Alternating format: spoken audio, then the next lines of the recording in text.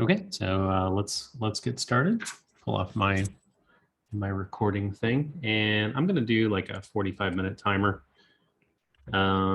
just so we don't get carried away before breaks and stuff.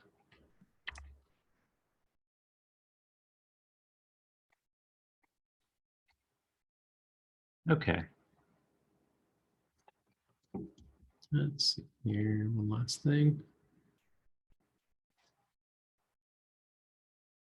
Okay, so we're gonna do a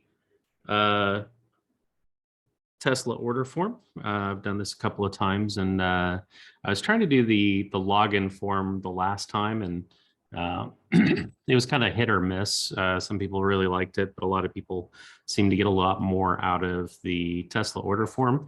It's still the same basic idea as a password form. There's a couple other checks that you would have to do for, registration and things like that, but for the most part, the Tesla order form seems to cover a lot more of router and a lot more useful things like the checkbox, for an example. So first thing, I just have like just a very basic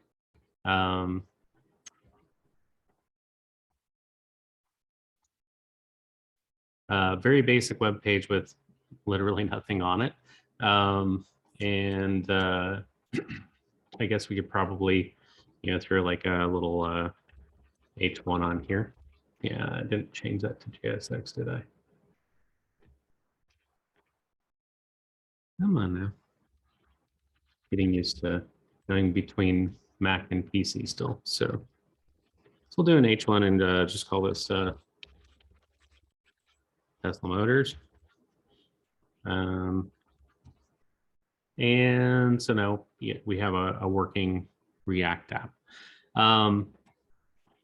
So kind of going into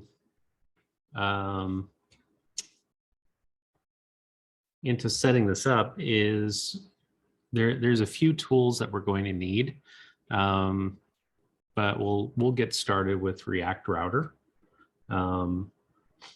So if we go into our package.json, you can see that we don't have any React Router in here. What I'll typically do is look up the package that I'm going to install. In this case, we're looking at React Router DOM. And I'll go over here and take a look at the versions, especially if I'm trying to go to one that may be buggy for what I'm wanting to do. Like 6.3 is not quite ready for what I want to do with it. So I'm going to go to the classic, the standby. So we're at version 5.3.3. I think the last time that I did this, I was like 5.3.1 or something. So I can just do npm install and then if I do the package at and then the version number that's listed on here, it should install our version 5.3.3.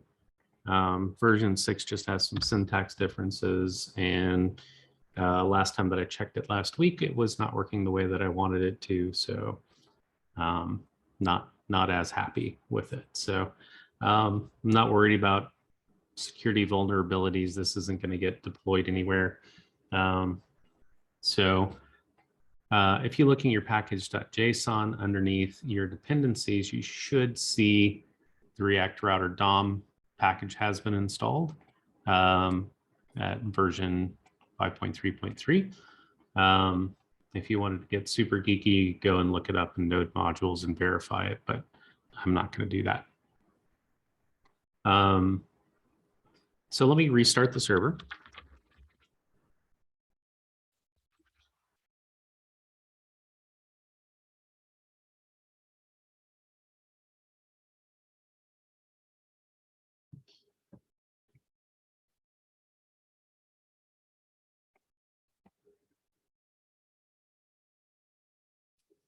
And looks like we're back up and running.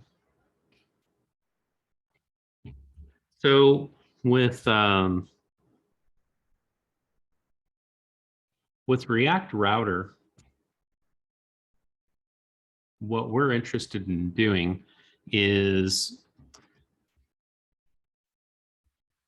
we're wanting to wrap our application in a router. So if we have, a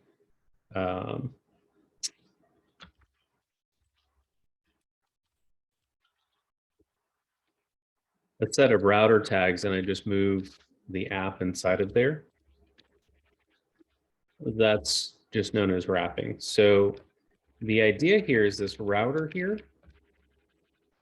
is a component that has access to all of its children. And app is just happens to be one of its children. If you had more than one app, I guess you could use more than one router. I don't know why you would do that, but there you go. But so when app is mounted, anything that happens inside of app has to go through router first. Is the easiest way of visualizing how it's supposed to work. So where does router come from? Typically, I'm writing what I'm saying, import. Typically what you'll notice is that there is no default export of router. So what a lot of people will do is they will use the browser router as router. And this is all coming from React Router DOM. So React Router DOM has a non-default export of browser router. There's also another one called hash router, but browser router is what we prefer using. And when we do this as router, if I ever wanted to change this code to be a hash router for whatever reason, you could just put it in there and you don't have to adjust any other code. That's the main reason why you would have a browser router as router. If you didn't have it as router, you could just do like browser router like that, and it would work just fine. Just this is a little bit longer. So that's the reason for the as on that.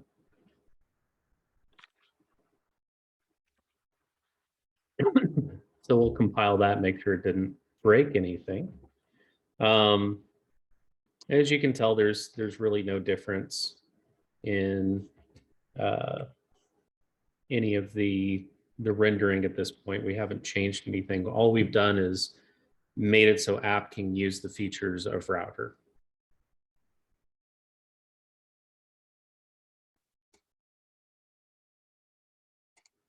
Close that out.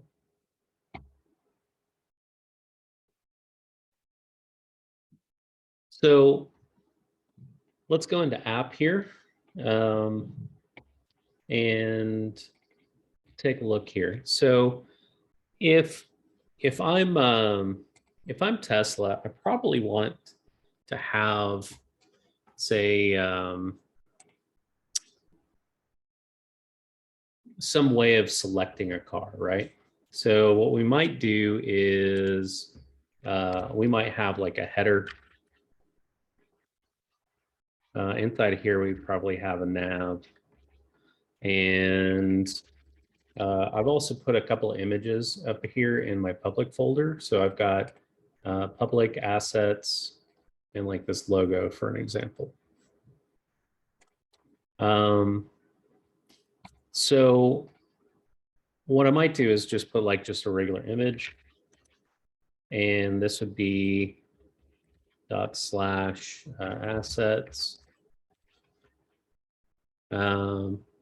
Actually, no, I don't need a /. It's just /assets because we're dealing with a server path.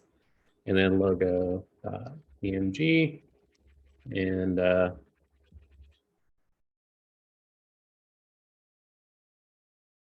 we'll just do Tesla. That's fine. So now we have a gigantonormous Tesla thing. So I guess probably need to put a little bit of CSS in there, but for right now it's fine. And let's put a couple of anchor tags in here. So um, what we've got is,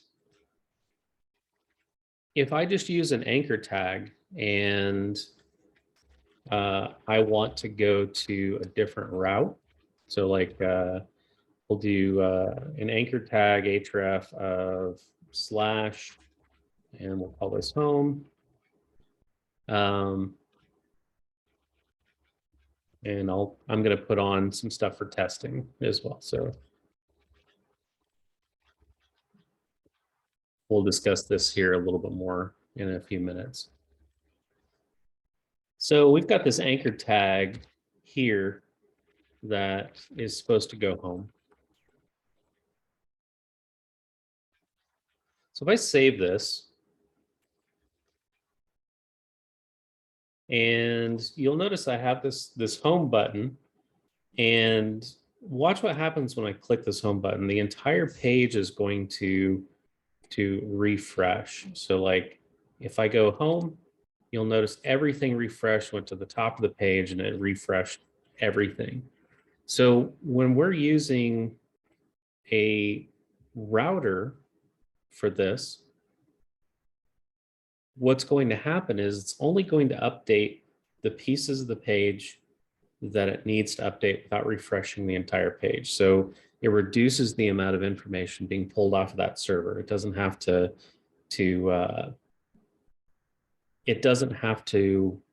reload the entire page every single time you go to home. And that saves money for the company. It saves bandwidth, makes it so it's cheaper to operate a long shot of less money. And it makes it so you can make applications that are faster, because it doesn't have to constantly go back out into the web and pull it back down every single time you click on something. So that's one of the main advantages. So if we were to convert this anchor tag into a link, and again, we're not using any default exports.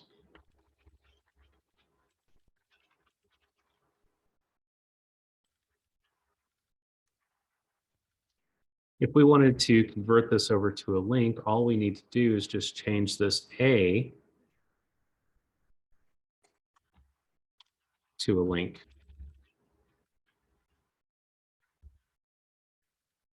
And instead of href, we're going to do a 2. So I'm going to save this, but I think I'm going to go in here and put a little console log in here so we can see some rendered.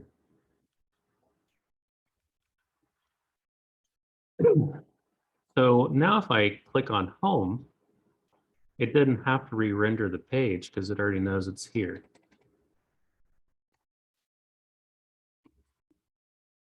So let's make a couple more things. So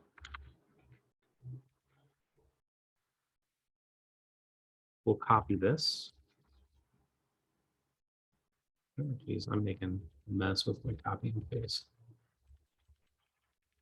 And we'll do a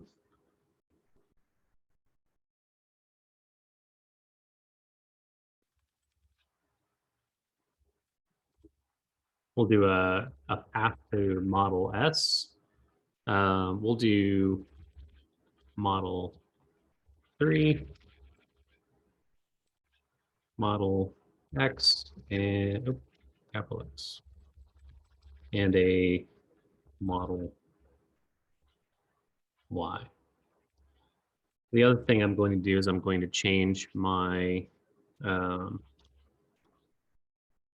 data test IDs to something that is unique. So in this case, like Model S,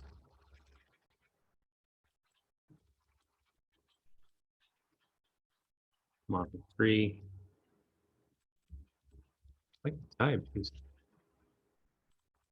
Model X and Model Y. So these are going to become more important as we start doing some testing. And this is kind of like the Konami cheat code. This is a selector. It's just the CSS selector that you can directly access. And because it's a data test ID, it allows you to access this information a little bit easier than trying to figure out which class name, or is this the fifth link down, or things like that. It makes it so it's a more solid connection, because this is the second link in the document. But what if Tesla got sued for having S3XY, and so they decided to move to 3XYS? Then your second link would be Model 3, and you were looking for Model S, and it would break your tests. So having something like this here as a more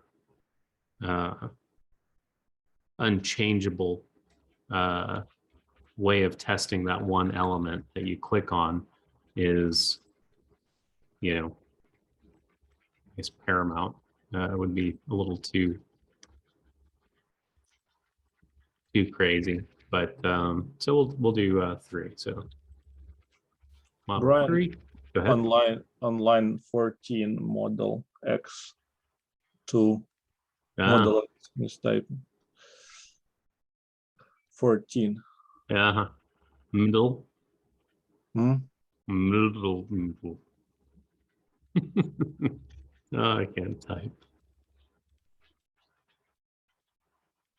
And we'll do all right, so we'll go ahead and save this, and we'll refresh. So we got 2 renders, that's fine.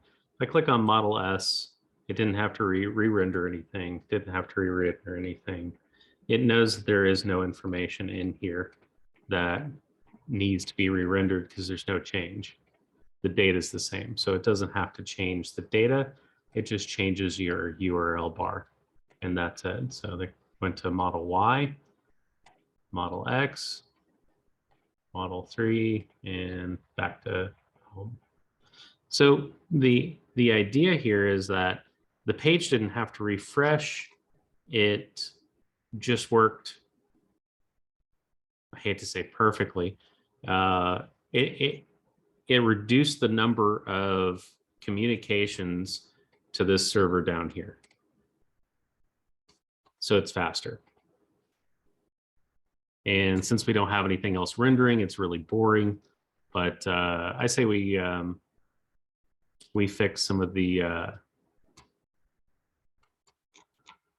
styling issues. What do you guys think? Yeah, sure. So we'll just go into the app CSS. This is still like the default stuff. So I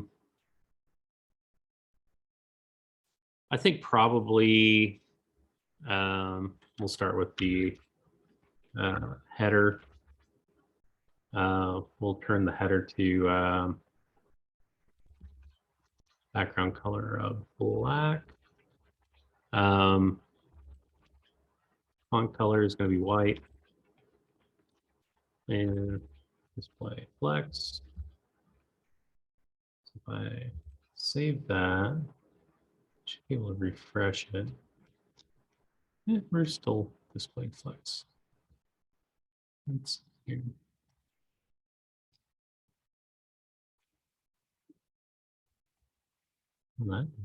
Well, oh, we haven't imported it yet. Yeah.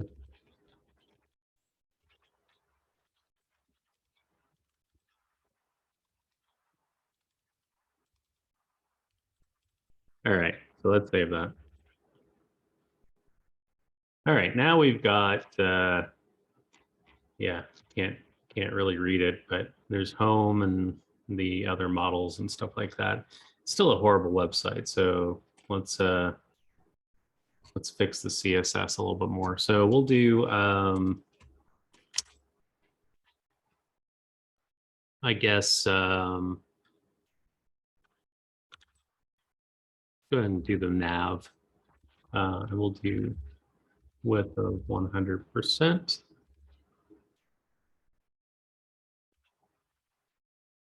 Fixes anything, probably not. I'm going to leave that in there.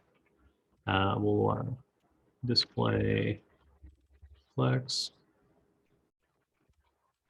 Do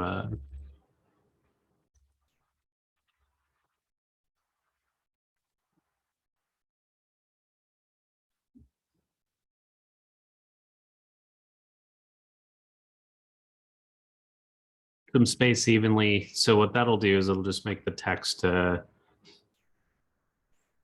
evenly spaced. All the different menu items. We'll do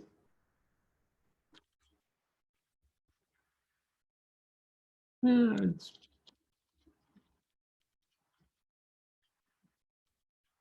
do an align items center. So vertically, it should be spaced in the middle of that T. And yeah, it's sort of in the middle, these little home model, things like that. I think that we need to make our image a little smaller. So let's add a little data style to our app. We're not going to need to go into that index.js anymore. So let's put a data style attribute on here. And we're going to call this, notice how I'm starting to use more of this kind of a CSS selector. It comes in handy in certain things instead of using like classes. So I'm just gonna copy this, and in here, if you'll notice it doesn't really like for you to use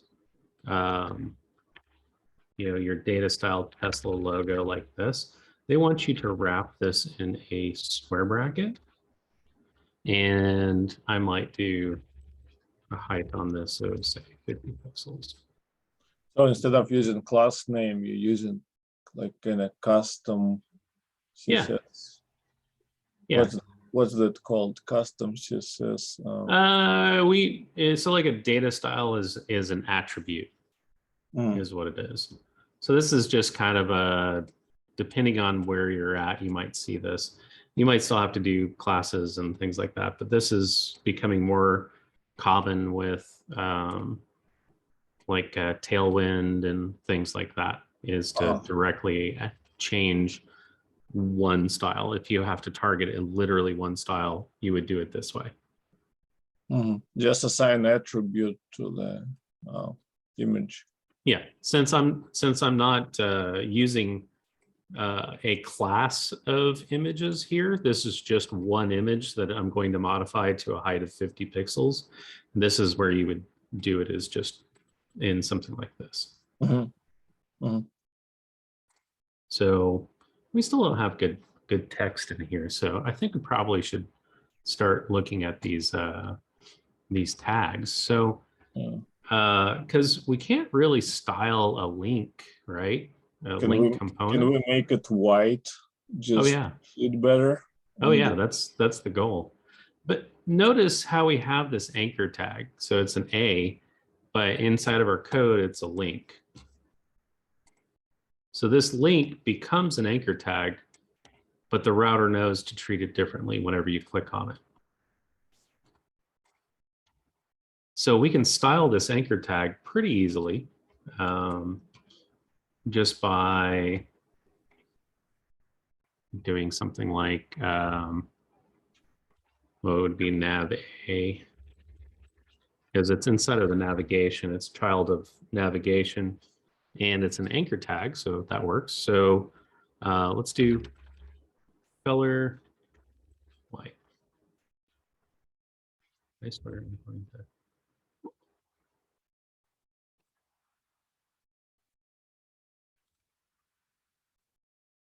All right. So now we've got this, but I don't really like the underlined text. So what we could do is we could do a text declaration of none.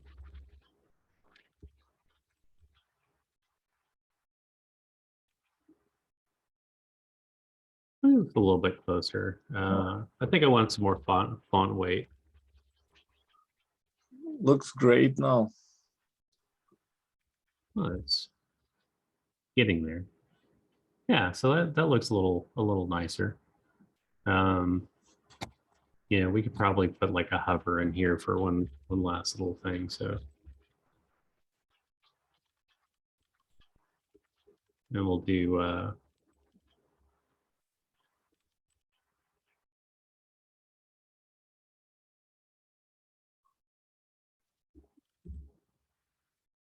there we go.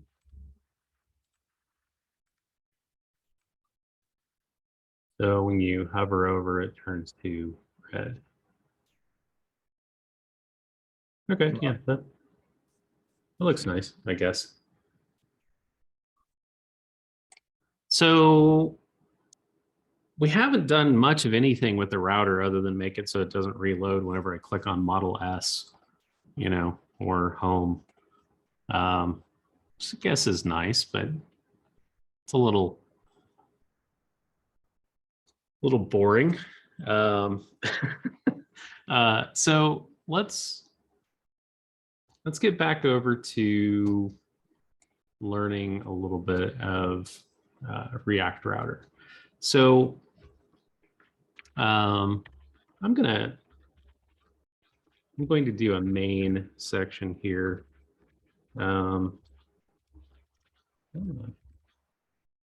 And I'm going to want to have a bunch of routes. So typically, if you have a route, you want to wrap it in a switch statement.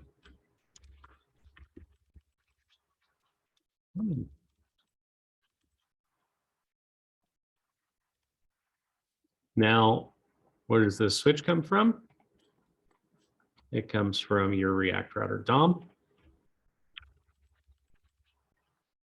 And I've had people ask me what it does, and I'm like, if I don't have it, it does weird things. I think I did an experiment in one of my previous videos, and I've already forgotten what it does. I just know that I want to have that switch there. It does weird things without it, and I can't put my finger on it every time that anybody asks me. So switch statement, super important. So important, I don't forget it, but I don't remember exactly why. So that's my confession. So inside of a switch, you can start doing routes, right? So what a route is if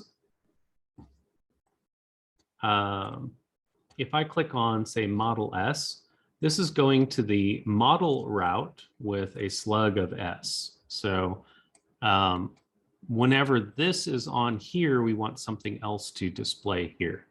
If we're at our root route, which is just, you know, a slash here, it should display, say, hey, you know, select something from, you know, above or something. So let's do the root route first. And we only want this to display when it is on the root path. So we're going to use the term exact.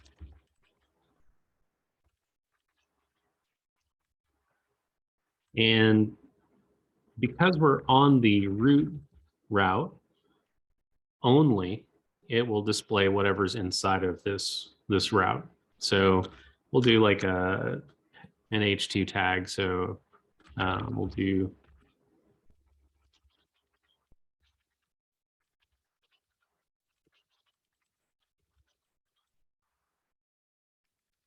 there we go. I probably should put some air quotes around official here. Official. Make it sound even more scammy, right?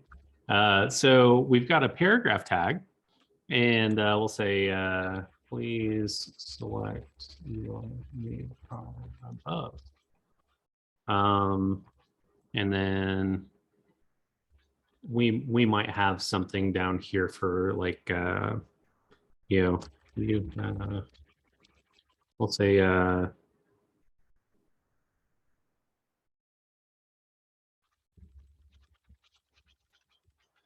customers served, kind of like do the McDonald's thing. So we can tell how many people have ordered a car based off of how long an array is. And for right now, we don't even have that array, but it's there. Ah, yeah. So I didn't import my route. I put it here, but I never brought it into my React Router DOM import. If I save this again, it should compile, display, and we have the official home of Tesla Motors. And all of this will go away if I'm on, say, Model 3, Model X, Model Y, or Model S. But if I go back over to home, it's there. If you notice, I don't have to re-render that page. It doesn't have to run any of this code inside of this area, this line 7 or 8. It doesn't have to run it again. So it's very fast because it's part of the way that React Router DOM works. Okay, so it's kind of boring. Let's start making different routes. So we'll do another route, and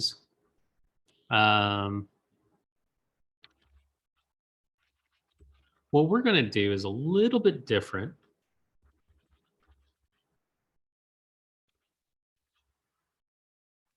We're going to use a path of model because we have this model here. And we're going to use what they call a slug. So I can call this anything that I want, but I need to put a colon in front of it. I'm just going to call it Coca-Cola because unpredictable, right? So it doesn't matter what you call it, but this variable here is going to be available whenever you're trying to use that parameter, whenever we start doing our order form. So this, we're going to want to have some sort of a component with an order form here. And this is where we're going to get into some more neater things that that use params is useful for. So like, you know, if I go to like my Amazon account, right? And so like I've got some 3D printing stuff, right? So if I go here, you'll notice that they have all of this stuff, like crazy, right? But if I just go and I get rid of, so like this, and we have this BP here, right? So I've done this a few dozen times. So I can shrink this URL so I can copy and paste it to anybody to open. So I could just go like that. And now I have a nice little shortened URL that I could just, you know, copy and, you know, drop this into the Slack channel. Let me go ahead and put it into the Slack channel. Why not? It's my thread. I can use it, right? But if you notice, it's always this number here. So like, imagine for me, this is model here, and then this is, you know, 3 or S or X or Y. Mm-hmm. So this is allowing me to control what's on this screen based off of this data right here, without having to rewrite this entire page for every single product. Because if I go to, I don't know, here, we'll do the crystal noodle soup, right? Everybody knows my feeding habits now. But if you notice, we have a different string here at the end. So this one is B002 PDF, whatever, right? So I'm going to copy that and paste this over into the Slack channel as well. And so like the spool of 3D printing element was B00J0 GMMP6, where the cup of noodles is B0028 PDF7U. So it's a little bit different, but it's able to tell which product to select. And you know, if I were to let's copy this. If I were to compare these two pages, you'll notice that they're effectively the exact same page. So this one has Amazon Pharmacy. This one has Amazon Business. So some sort of call to action to do more business with Amazon. Shows that I bought this 7 times. Shows that this is 4 times. But it's in the same format. It's in the same shape. You know exactly where this add to cart button is. So all of this is being generated off of this single number. And that's sort of what we want with that order form. Mm-hmm. So that's where the magic is going to happen. And I don't know necessarily that they're running React Router, but it's the same basic idea. So currently, if I try to go to Model S, it doesn't render anything. We wanted to render a new component. So I'm going to make a new folder for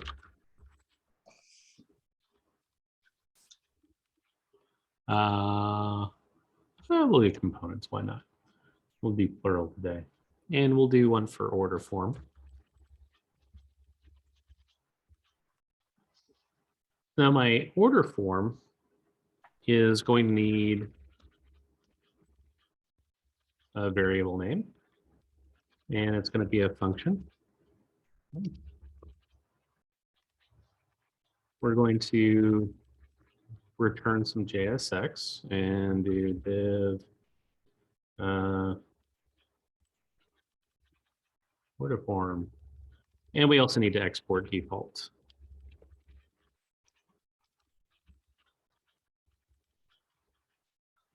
Like that. So now we have a working order form component that says order form, not very special or anything, but I can do order form here. And I'm actually just going to make it so it's self-closing. And I can import it up here.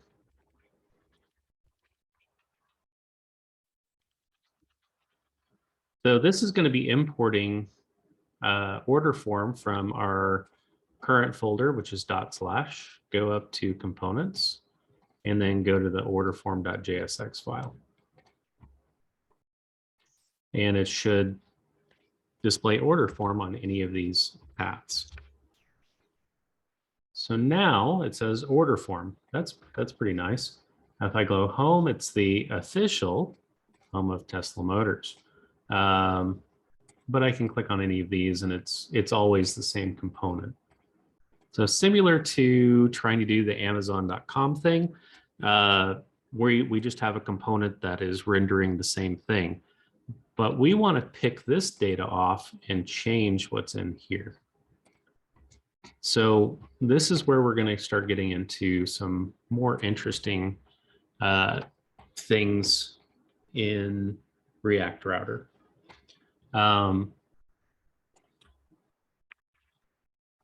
So the first one is I guess it's a function or a method or something that is called use params.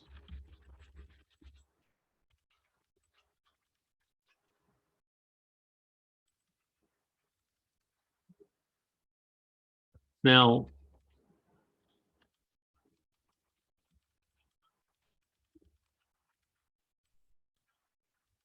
just console log use params and see what it does, right? So if I save this, you'll notice that it says Coca-Cola is equal to 3. So what we can do is we can destructure this, or we could do use params dot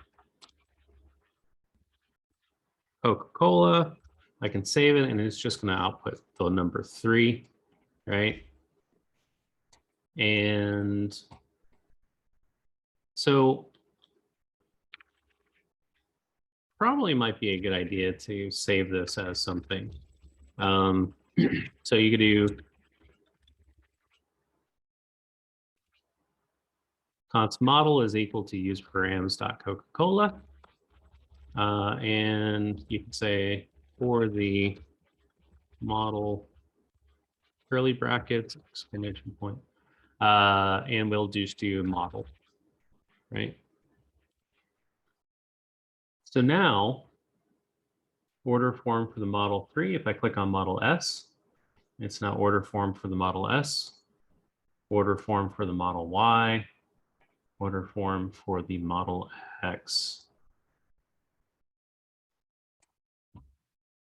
That's cool and all, but I think we should step up our game on that. What do you guys think?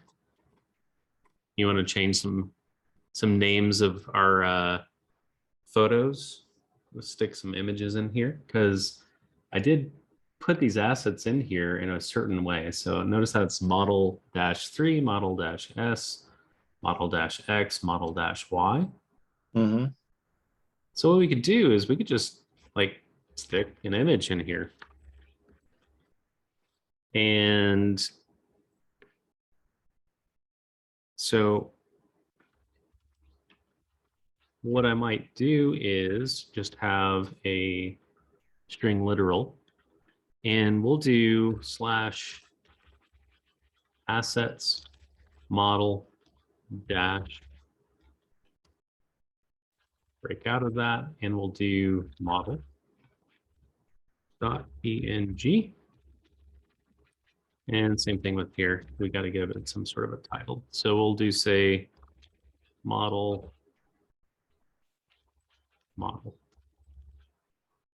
Right. So if I save this, we should have, if I click on model 3, it's a model 3, model X, model Y, and model S. And again, this is, something where the CSS is not quite right. So let's put a data style on that, since we're only wanting to access this one image anyway, right? So we'll do data style equals our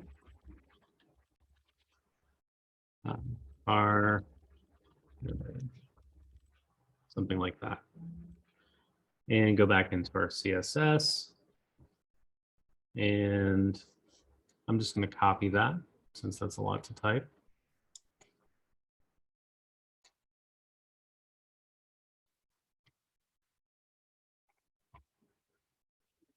And again, you wrap it in square brackets, paste it, and you'll say, well, we'll do a width, 80 GWs, so viewport widths, save it. There we go.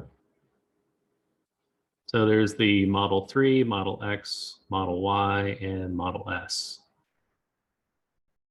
It looks nice. It almost seems like you could buy a car off here and send me the money. Yeah, let's try. It's so easy. Oh. So, yeah, I think that using params isn't anything crazy here. All we're doing is we're accessing an object that's being returned from use params. called Coca-Cola in this case. You can call it Vin Diesel if you'd like, or, you know, timer's off. Okay. And assigning that key to model in this case. If you wanted to, oh, what do you call it? I always forget.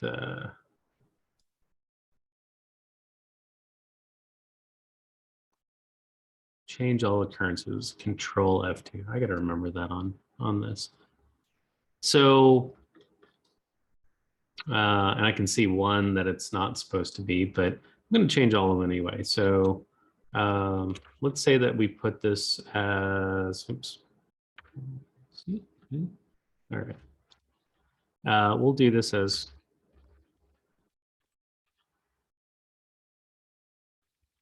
Coca-Cola. All right.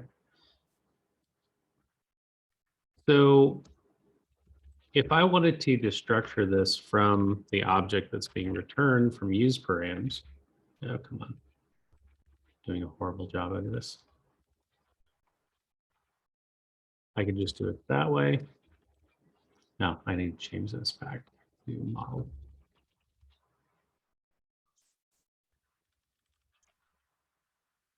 So what does use params like in general? Is it So all use params is it's going to be getting this slug right here. And so Coca-Cola is the name of that key. So anything that comes after model, in this case, is Coca-Cola. So like up here where you can see model S. So S is Coca-Cola in this case. Y is Coca-Cola. X is Coca-Cola. It's just I'm using Coca-Cola because nobody likes to use the word slug. yeah, so it's like parameters, use params is hook, right? Yeah, it's a hook. Hook. So I'm going to put on a 5-minute timer, and we'll take a quick little break and get into yep validation, and I guess start making an order form and state and where do we store state and why, all that other good stuff that everybody likes to ask. So see y'all in about 5 minutes. Mm.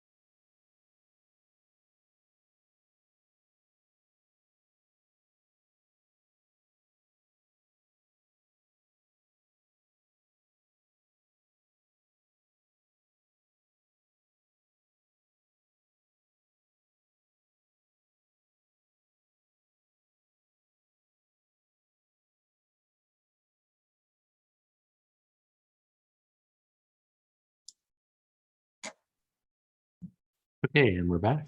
Got any questions? Yeah, I was reading the documentation on the use params Hmm.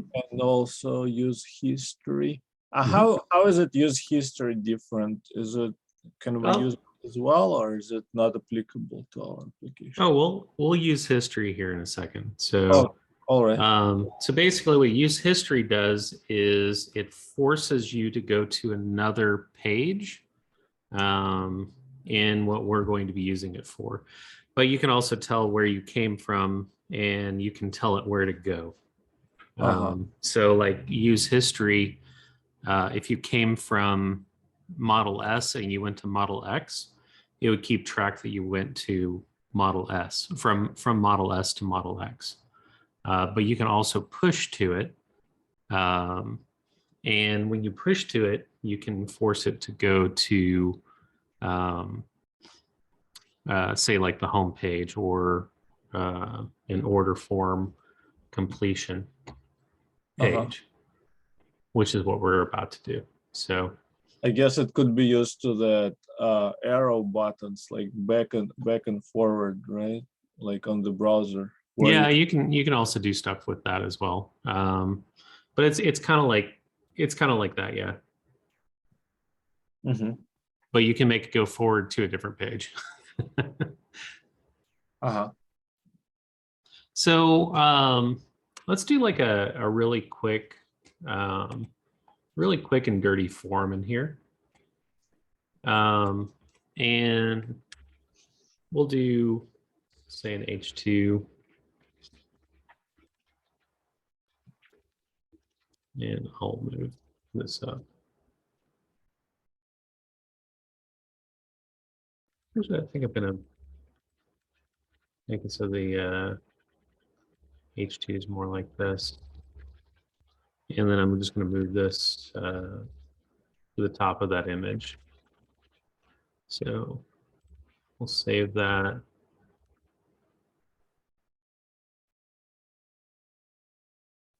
All right, so order form for the Model X, order form for the Model 3, Model S, Model Y.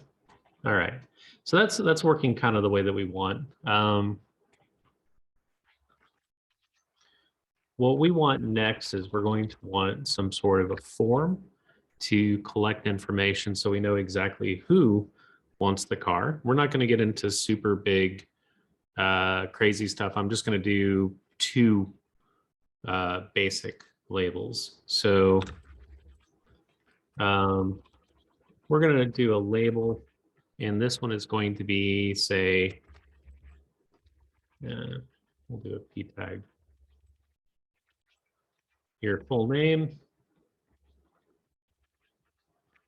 We'll do another one for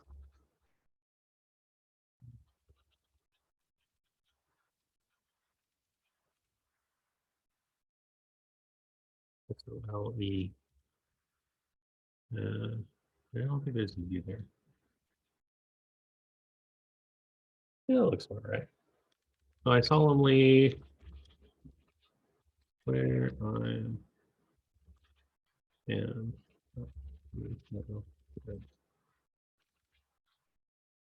Um, so these are our two basic text fields. We're also probably going to want a little button, right?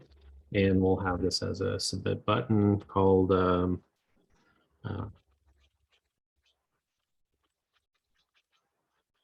show me the money.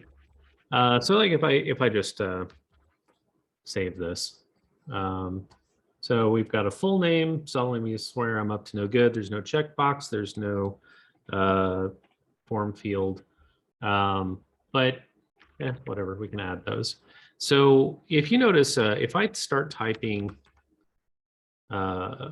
input, they have all these really cool things like button, checkbox, color, date time. Color is really cool. It'll actually give you a color picker. Date is great for like selecting a date. Is it an email input? Things like that. So is apparently there's is it React stuff? Like No, this is just HTML, the stuff that they've thrown in there for years and years and years. So the one I'm looking for right now is I just want a text box, right? So the input type is text. Don't know about the name. I don't think I'm going to have an ID on it, but just going to have an input box. So the next one that I probably want is going to be that checkbox, right? And we have a name, but no ID. It's fine. So now I've got a thing that I can type in. I've got a checkbox and a show me the money button. So I probably want to go ahead and do my form here.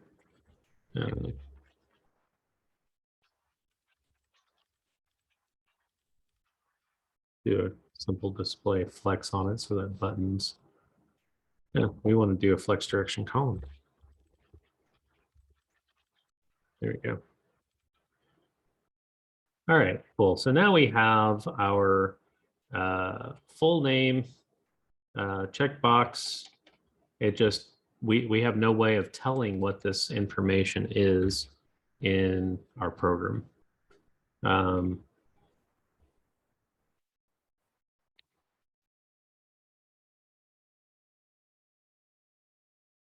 We'll go ahead and leave that in there.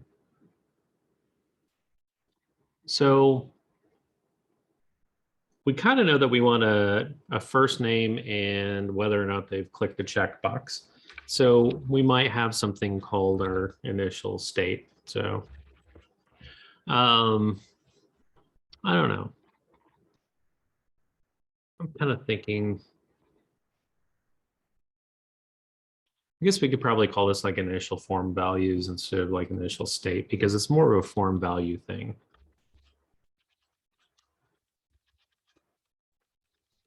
Right?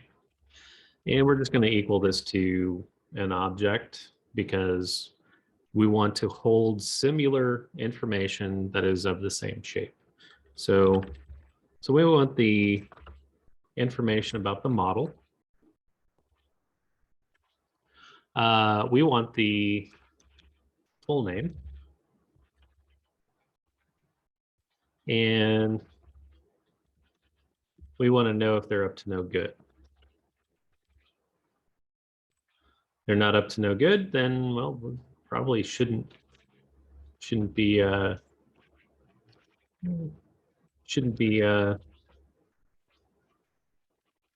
buying a Tesla, right? So these are the information that you probably want to know is what type of car are they buying? Because if I'm fulfilling that order, I want to know that they didn't, if they bought a Model S, then I don't want to deliver them a Model 3. They get mad. And if they bought a Model 3 and you deliver a Model S, then that's just a waste of money on your part. So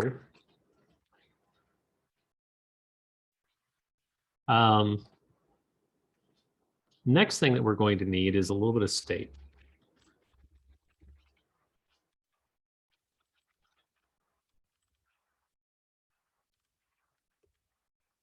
Make that look prettier. And that's just React, built-in React.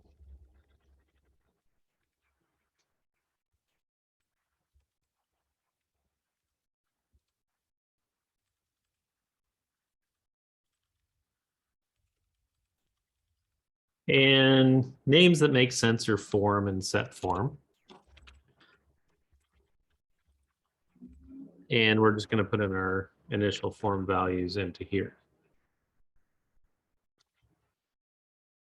So if I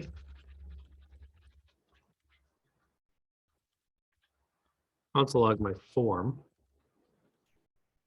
you'll notice that our model isn't filled out. We don't want them to enter that in. We want to have it where it automatically inserts that. So that would be something where we are modifying state. So we're probably going to want to put that into a use effect. And we only want it to run one time, right? So let's do that.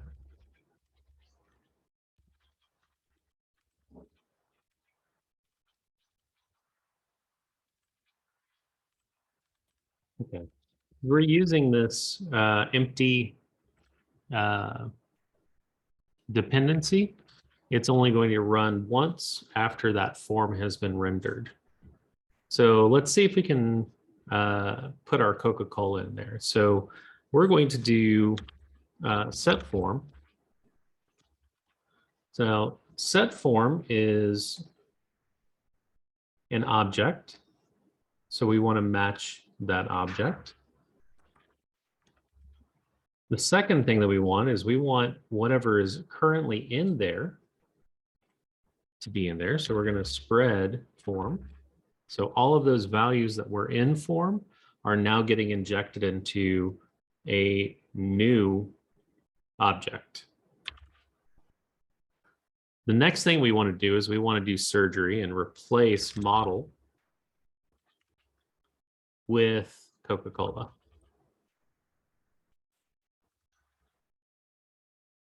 Now, if I save this,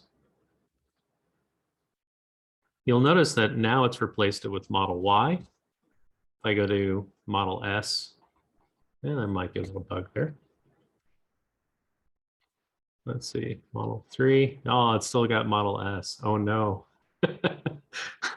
We're just going to run with it for right now. I'll find a solution here in a little bit.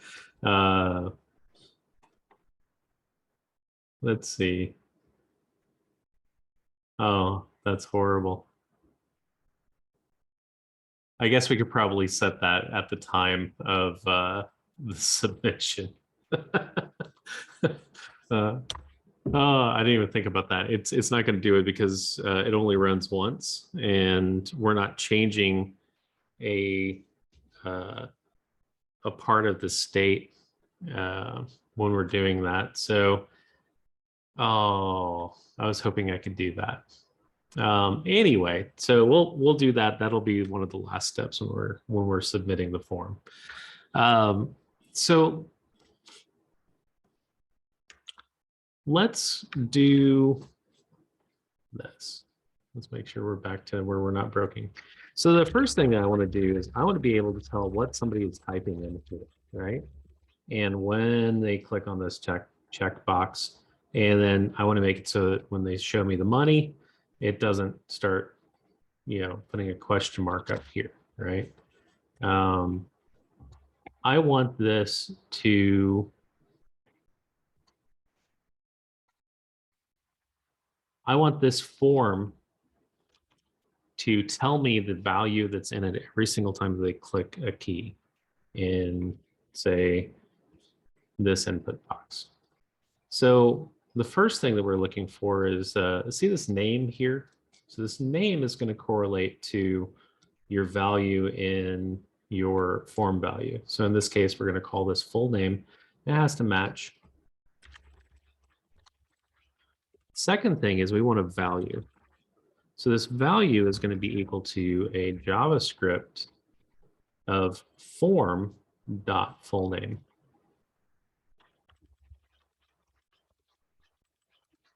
Like that. Now, if I save this is now going to be like completely broken. I won't be able to type in here at all. It's always set to the value that is inside of form.fullName, which is just a string, right?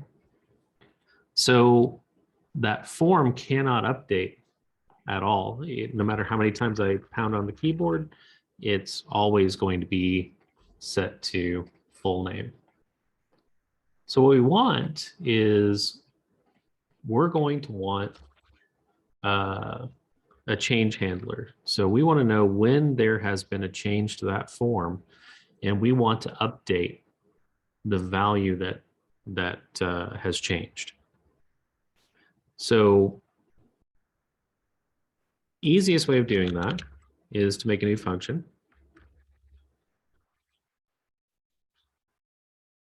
We'll just call it a change handler, why not? We're going to be passing in an event. And I guess we probably type it out as event because why not? And I'm just going to console log the event. Now I need to still call this change handler when there's been a change. So we'll do an on change equals change handler. Save it. And when I type something in here, I'll just type the letter H. So we get this synthetic base event react name on change target inst null type change. Oh, wow, that's horrible. Does it bubble? I guess so. Is it cancelable? No, it's not cancelable. Default prevented? No, whatever its default behavior was there. You get this interesting thing. So if I just hover over this input, this target key, the value is input, and it's telling me that this input is this element that is an input. So the type is text, name is full name. There's no value. So that's kind of interesting. Let's look in here a little bit more. So we've got this value here. Well, it's empty. Something happened there.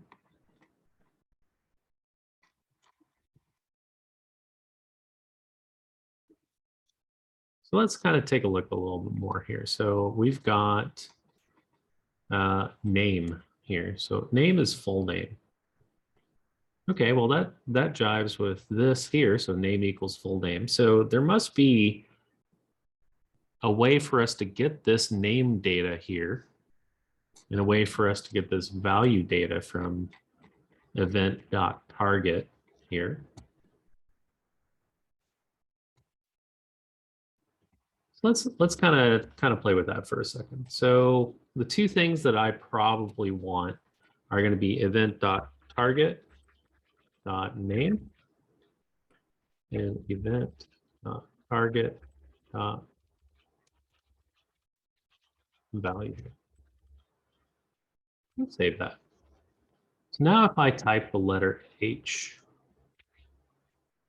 so it's saying that the name of this input box is full name, which it is.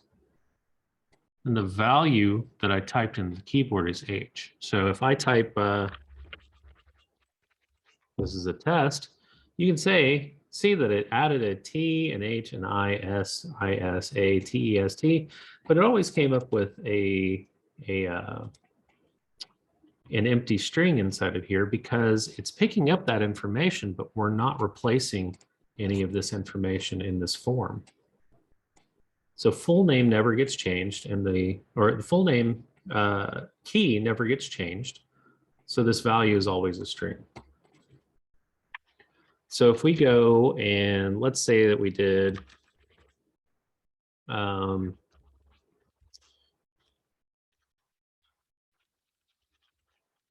destructure a little bit, we'll do event.target. So this gives us two, oops, forgot an equal sign. This gives us two new variables called name and value, which are equal to this console log name and value. So what we might do is we might be interested in replacing full name, but we don't want to mess with accepted. So we're going to have to set the form, which is going to replace everything inside of the form. So we want an object, just like what I showed you before. We're going to spread our form value, and then we're going to do surgery on our name value pair. So I can't just do name here. It won't like it. we have to access it in a square bracket notation. So it's taking the string value of our name and putting it as our key name.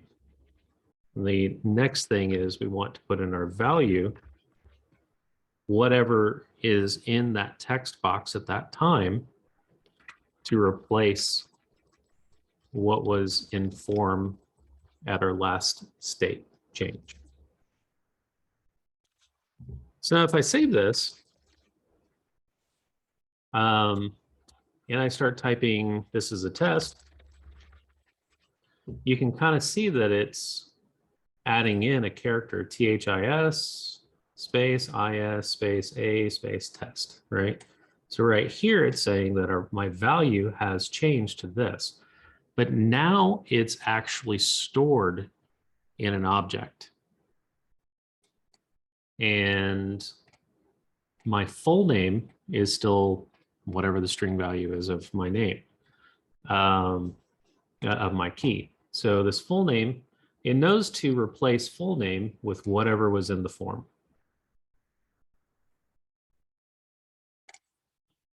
Did I lose you guys yet?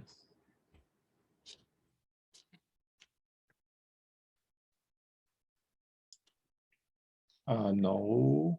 That was a question, maybe. So there's a little bit of a problem with this checkbox. So let me inspect this checkbox. So this checkbox, we can put a name on it. In this case, it's called accepted.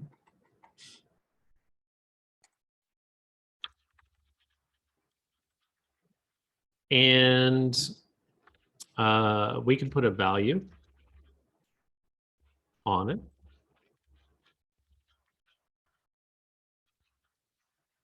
And we can even do the on change thing.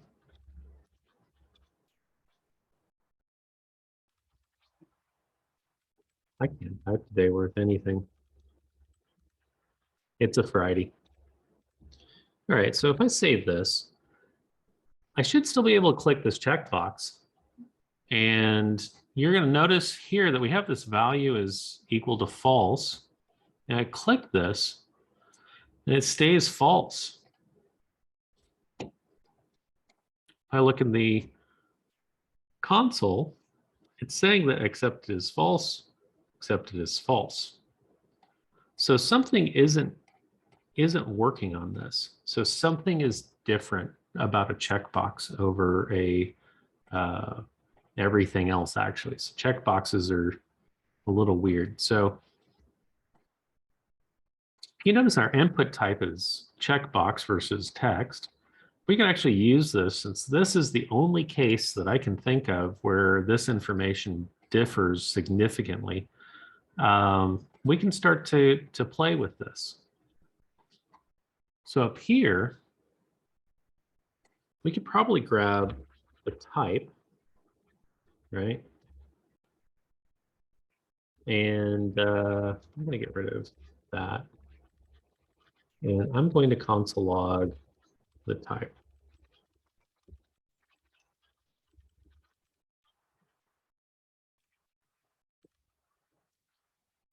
So we'll refresh since we've got a lot of stuff in there. And if I click on this button, you'll notice how the type is a checkbox, or if I type the letter T, it's a text box. So my type, we can switch between what types they are pretty easily. And we could say if type is exactly equal to the string value of checkbox,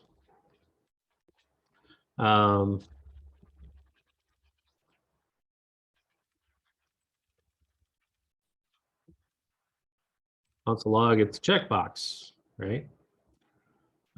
So if I click the checkbox, it says that it's a checkbox. If I start typing stuff in here, it doesn't know that it's a checkbox.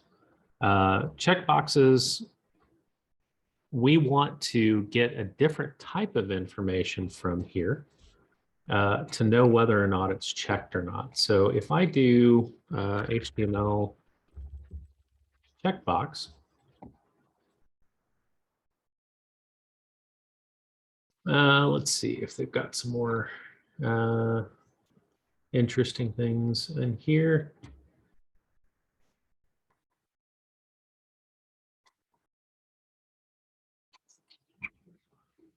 I don't like that one. Go to Mozilla. So Mozilla had a little bit better information. So they have this IDL attributes. So you've got checked, intermediate, and value.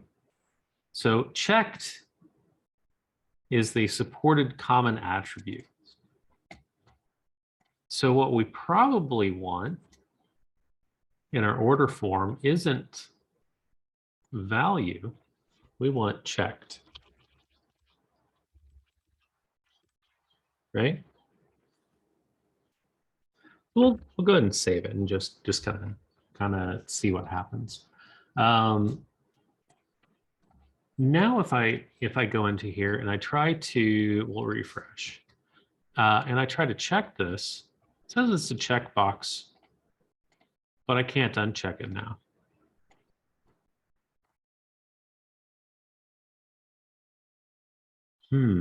Let's take some console logs and see what it's doing. So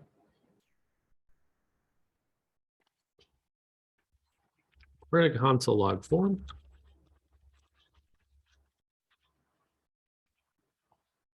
Refresh because reasons.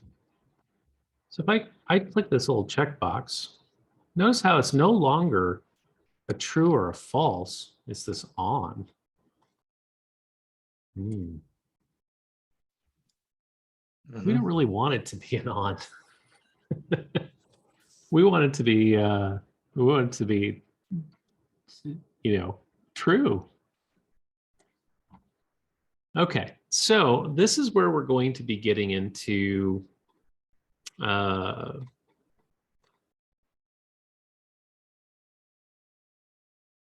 changing based off of whether it's a checkbox or not. So the idea would be not to console log, is it a check? It's a checkbox.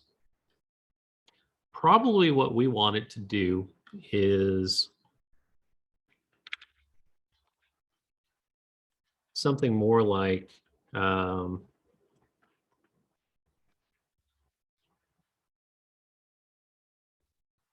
yeah. So we've already got our name, value, and height. Let's do something more like value. See, I'm going to have to do that as a let. Sorry. So we're going to do let value. And we're going to change this to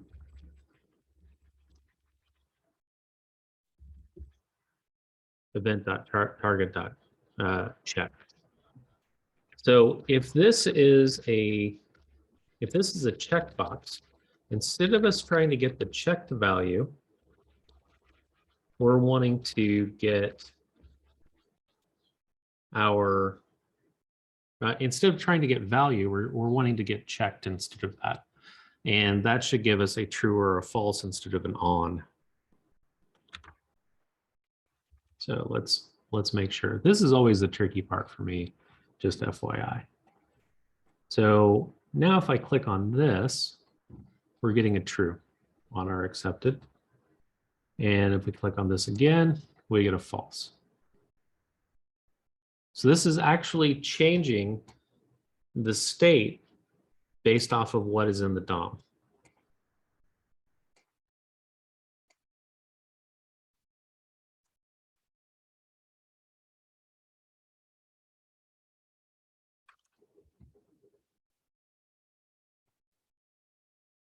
So if I wanted to refactor this a little bit, what I could do is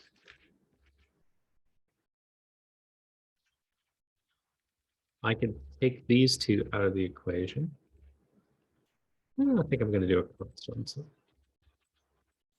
we want name, and I'm going to take value out of this. So we're just going to have name and type in here. What I can do is I can do a value is going to be equal to your event target type. We're going to check to see if it's exactly equal to the checkbox type. Or then if it is, then our value is going to be equal to event.target check. If it's not a checkbox, then it's going to be event.target value. So instead of having this on this if else statement thing, we just have it on one line. So it makes it a little easier to read, I think.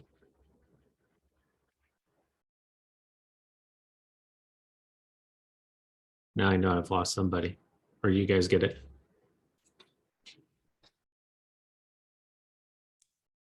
Yeah, I get it.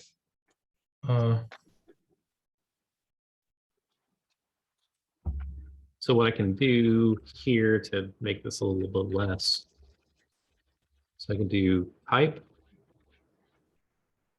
I could also do check. This will reduce this down a little bit.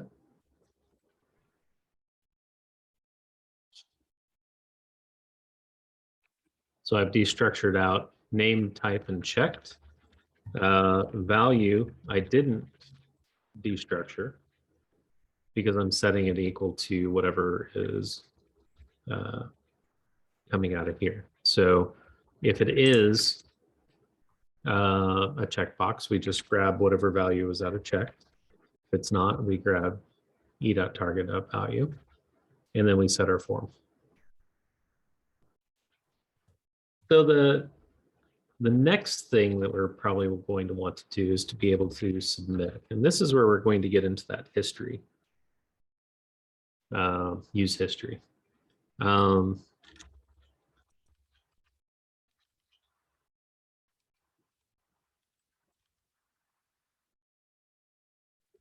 So let's make a new function. Set that equal to an arrow function.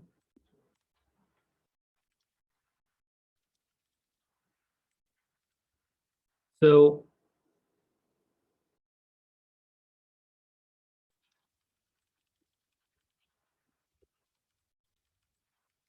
I'm going to console log my event.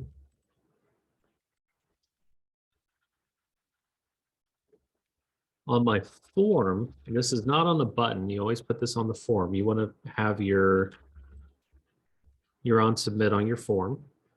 I'm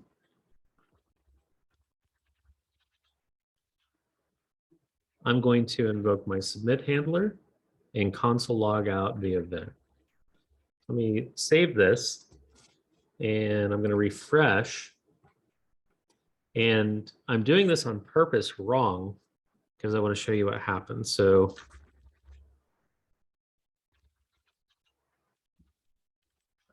hello, this is my password. I hit a little checkbox and I hit show me the money, but watch up here what happens to that.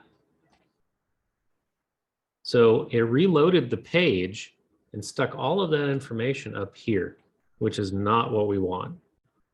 So imagine you had a password and you had sent it in, it would be plain text up top for anybody to read in some log somewhere. So we don't want that to happen. And it also refreshed the page, which is also not what we wanted to happen. So what we would end up doing, and this is on forms specifically, is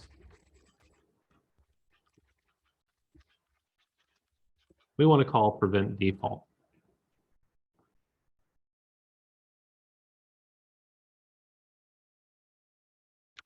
So what prevent default is going to do is it's going to stop that event from doing whatever the browser thinks it's supposed to be doing by default.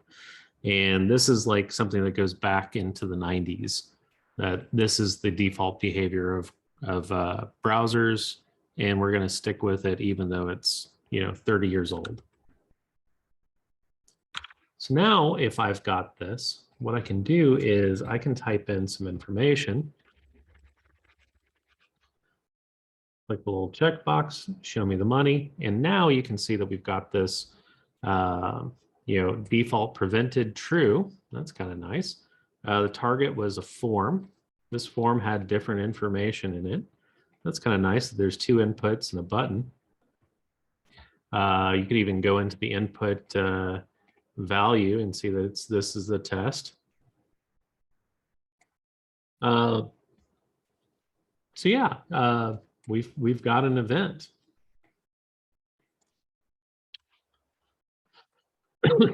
So, okay, my lungs are killing me today.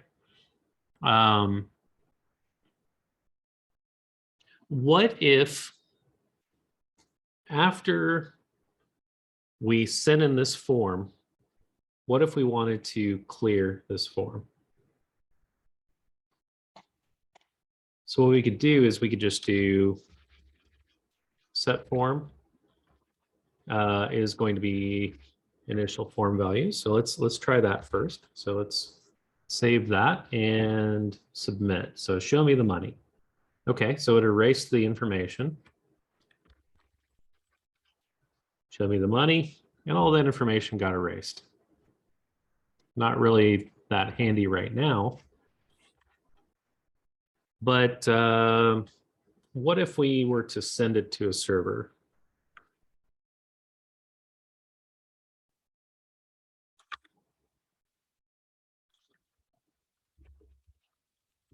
We need some Axios.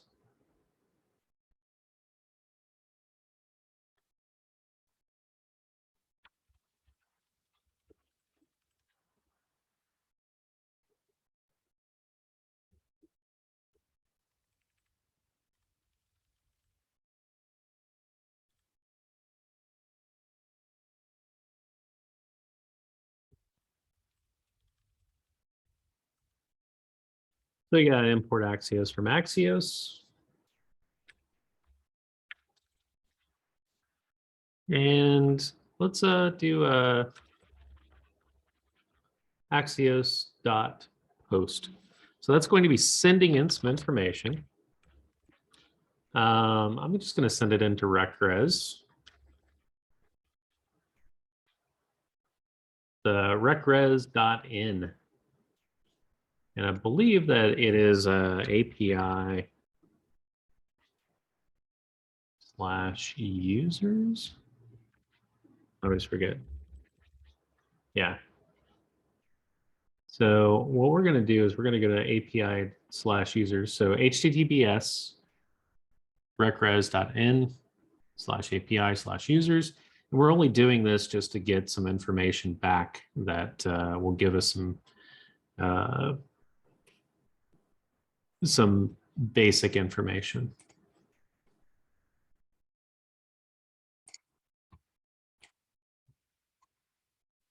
So we're going to post here. And we're going to send in our form values.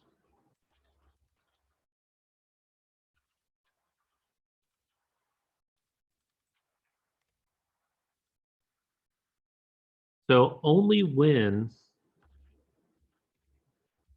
that post is successful am I interested in setting the form back to a default.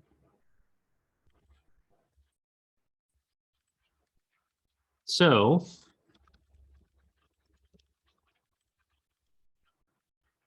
I'm going to console log my request. It's probably going to be request.data.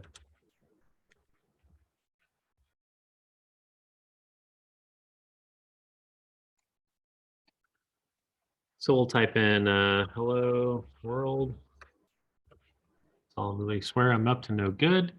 when I showed me the money, it's going to clear that, but not before it's given us some information back, or not.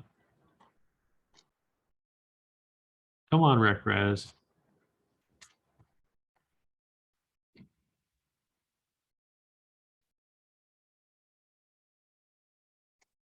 Going to comment this out right quick.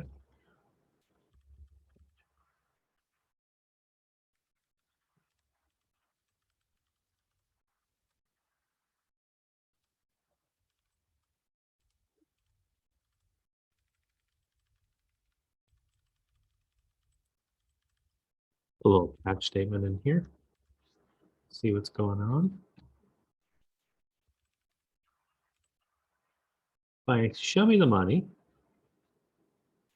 well, it's still clearing it.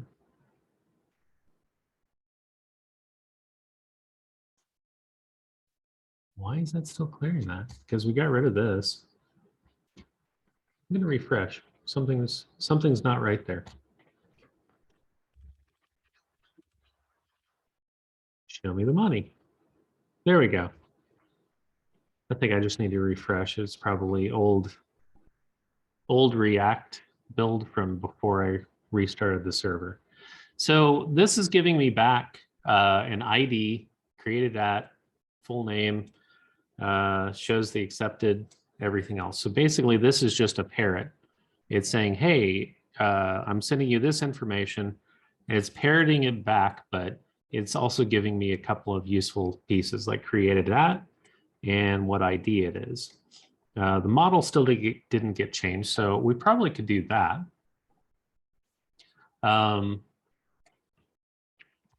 So we'll do, because whenever you hit that submit button, we wanted to put in the model number. We will do form, set form. Actually, no. We're going to do it right here. So we're going to be sending in an object right here with the form information in it. Then we're going to replace model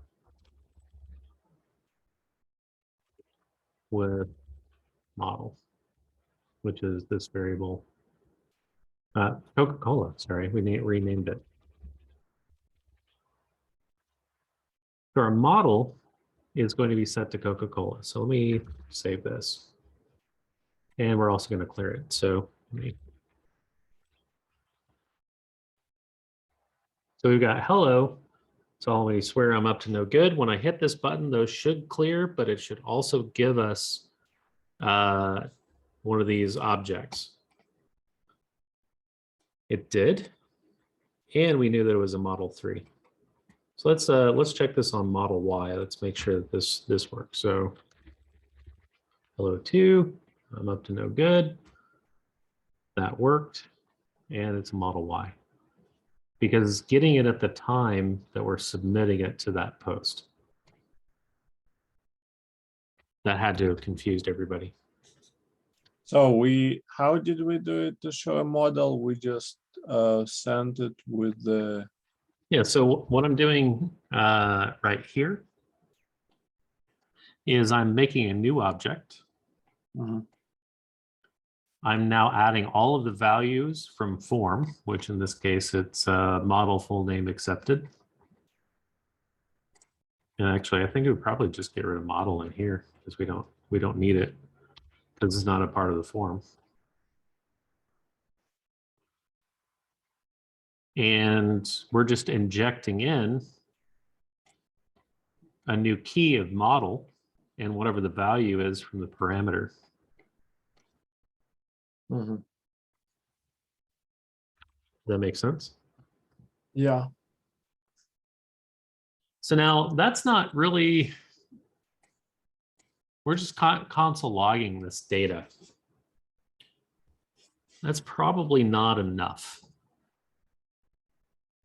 So we're going to take about a 5-minute break here in a second, and we'll go for about another 45 minutes after that. But next, we're we're going to make it so it's actually storing this in state so we can tell how many people have bought a car, at least on this browser.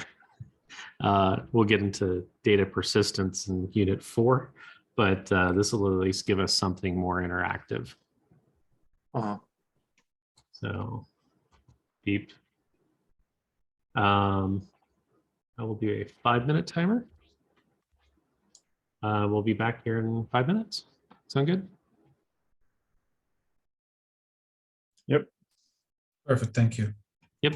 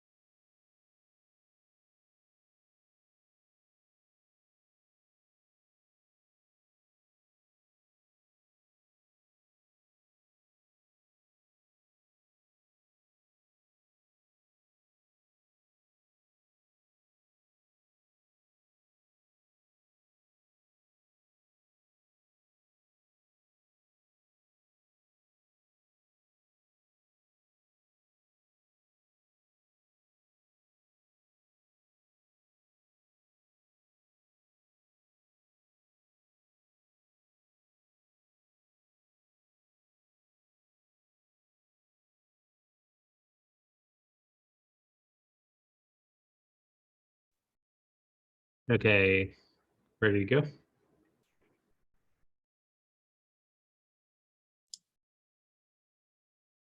Final stretch. There's only about an hour left. Nice. So I try to go into as much detail on this as possible, just because I get a lot of questions on forums, and we haven't even touched Yup yet. And we're going to try to save these into state first before we go into Yup. But luckily, this isn't going to take long at all. So the first thing that we need is some sort of a state. And we're going to try to hold this in our app.js, because the app.js is where all of the information is going to be passed down into the subcomponents, or passed into like an order form or whatnot. So if I just grab use state,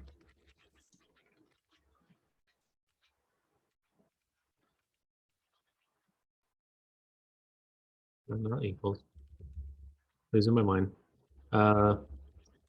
We're going to grab that from React. Inside of our app, we're going to want a small amount of state. And we'll just say orders, set orders.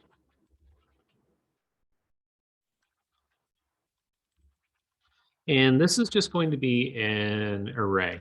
There's no orders yet. Nobody's bought anything. And what we're going to want to do is we're going to want to be able to pass down into our order form these two props, so order and set orders. So our orders is just going to be set to orders, and set orders is going to be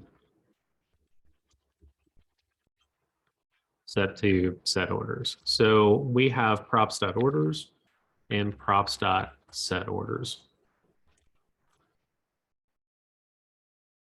Now, if we want to super shortcut this, we don't even need to put props up here. We could just do orders, set orders, because we're destructuring what's being passed in to order form right there.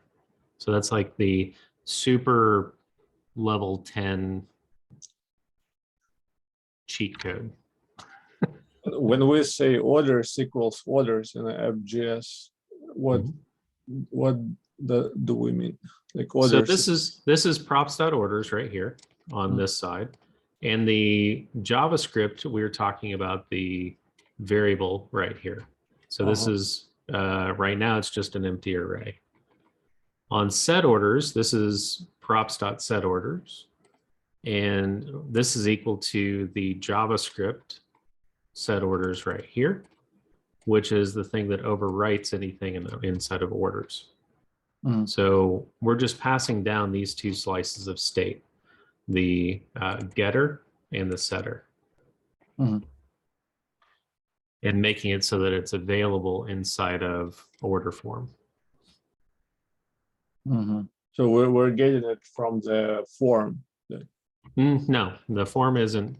We're getting it from app. So this is just to say, whenever we get an order, we want to store it in app inside of an array, because we want to know how many items that we've sold. Right. We also, if we have like another component that needs access to it, like say you had a factory fulfillment, we needed to know which ones were fulfilled, then we probably want this information as well. So you don't accidentally ship me 2 Model Ys. We're storing orders in app component. Yep. Order history. It's not in any history. There's no history yet. So all this is just, we're just storing information. Okay. So if I console log, say orders, for example,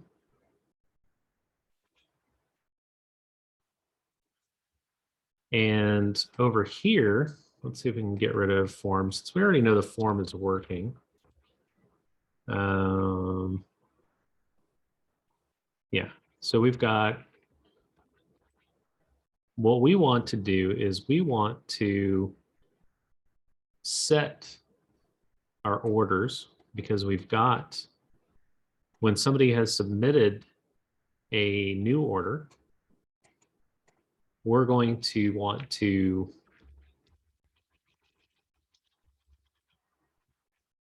set an order. Now, with this, it's an array instead of an object, but we're wanting to spread our orders and put in the new object that's coming back from our Axios post request. And if I save that, here in a second, and my finger's on the right key.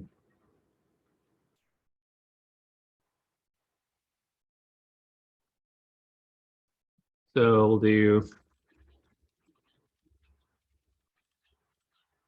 Brian Haig, I'm up to no good, ordering me another Model Y.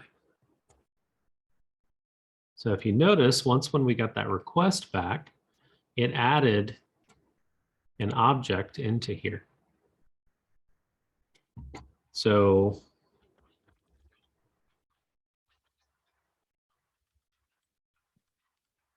where I think I spelled that right. So Val, you're getting a Model Y. Show me the money. So now when I hit this, I should now have two objects in that array. And we do. So we got Brian and Val, we're both getting Model Ys. So if I go back home, it says blank customer serves. Well, I don't really want that. I want to actually have, where it actually shows how many customers have, have been served. That's an app. So what we can do is we can just go in here and do orders length. You'll notice we have two customers served. Mm-hmm. So Mina, what do you want? Model X, Model 3, Model Y, Model S? Any of the above? Cybertruck. Model S. We'll do a Model S. How about Cybertruck? I swear, I'm going, it's M-I-K-H-E-A-E-L? Yeah, you got it. Okay. I'll get there one day. All right, so I'm going to click on show me the money. And it erased the form, but it went up to 3 customers served. So the thing is that what if I wanted to go back to the home page and show me the customers served after I click that button? That's where we get into the use history. So let's go ahead and bring in use history. And very similar to this use params here,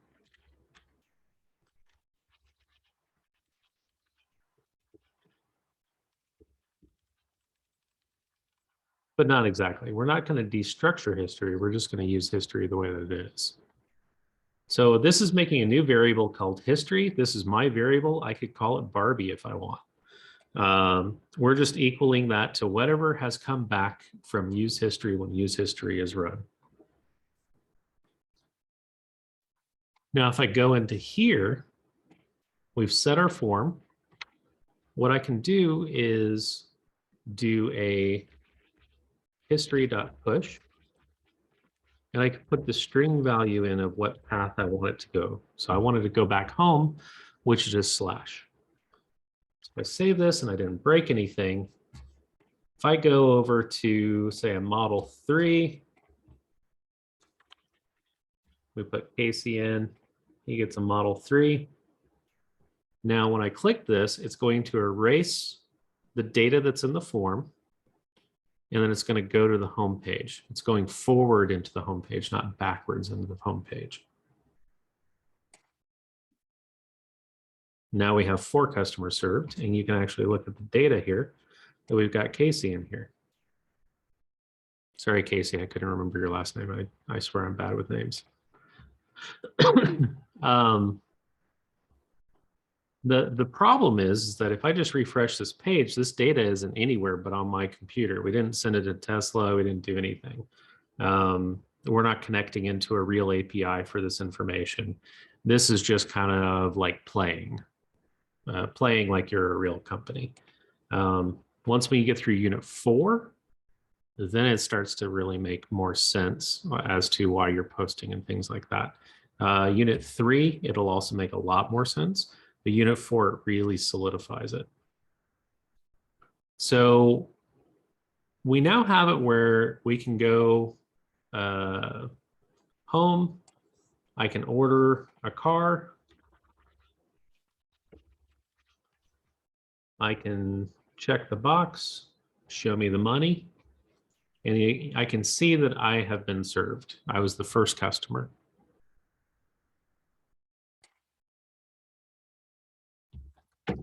Brian, so use history used to send us to homepage. What else? You can send it to whatever route you want. You can also go back.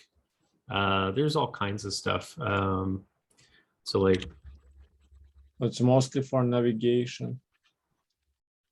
yeah, that's all it's for is navigation.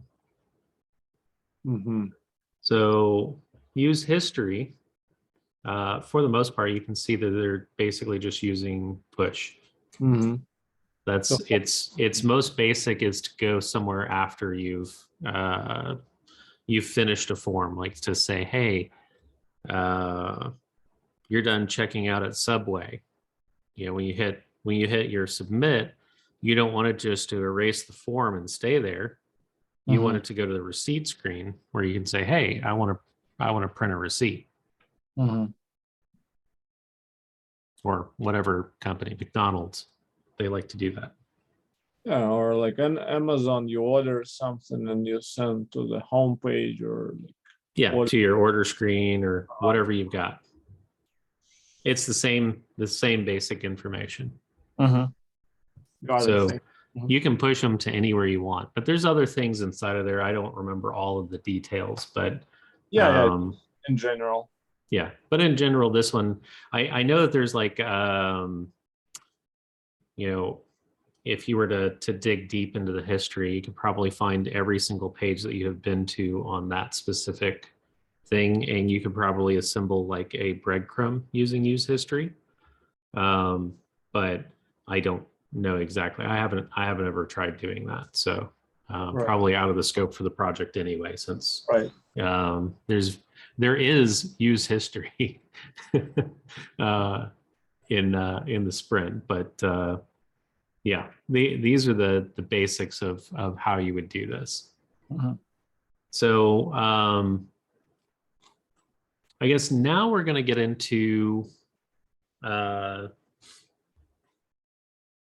Yup.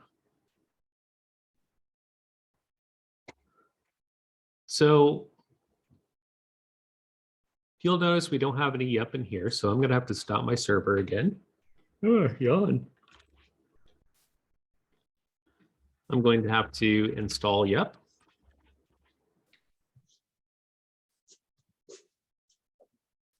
You should see it right there. Good. And this time I'm going to refresh the page so I don't have that same problem that we did last time of why ain't it working?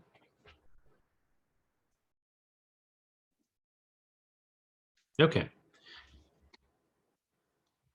So now that we have Yup installed, we can now import it.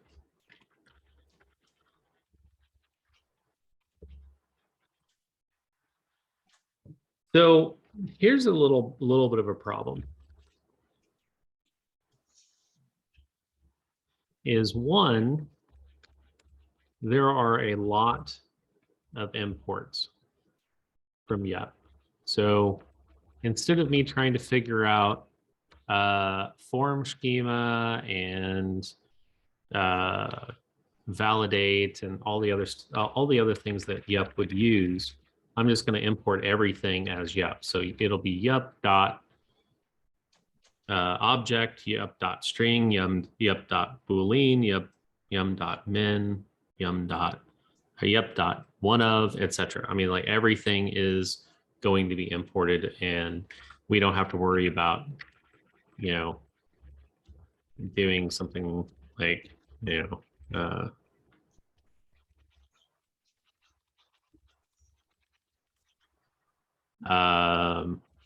you know, things like that. You can kind of see that we've just got all these different things that are associated with yup dot something.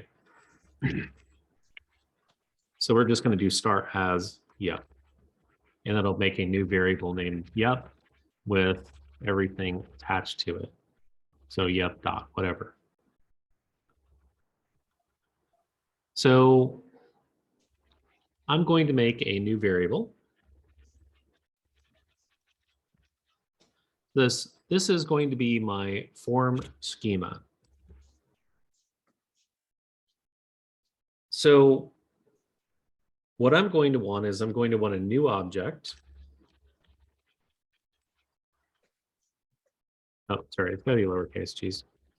I'm like, that doesn't look right. I'm going to want a new yup object with a shape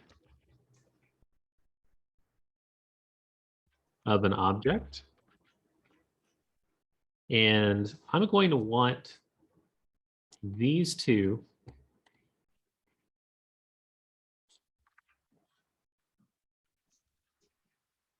key names in here.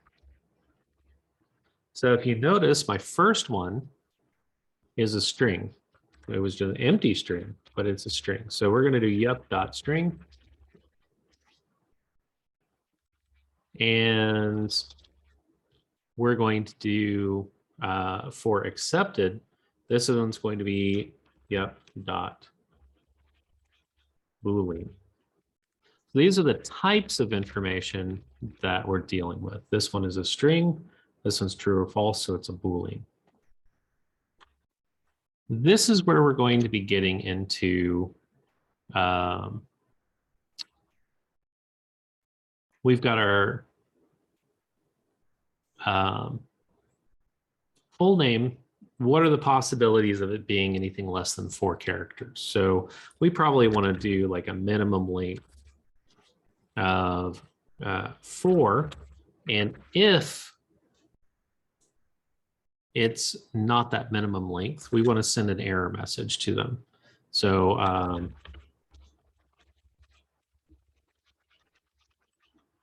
your name is too short. So this is where we're defining our error message and when that error message is shown. For example, minimum length is 4. The next one is a little bit tricky. So this accepted Boolean, we can't just say, hey, you know, we want it to be true or false. We need to use what they call a one of. So one of is going to take an array of what you expect it to be, in this case, true. We want it to be true. If it's anything other than true, if it's anything else, we're going to have problems. And we want to say something like,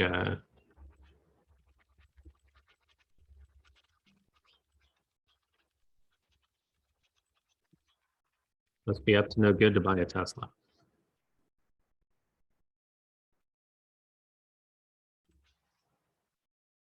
So now we haven't done anything with our schema,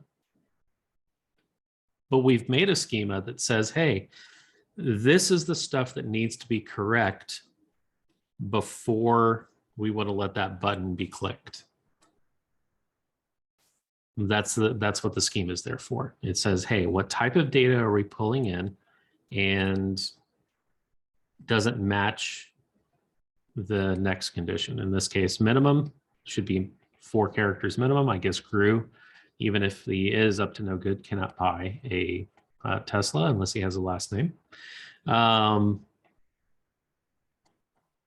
And then they have to click the checkbox. Otherwise, it's not valid.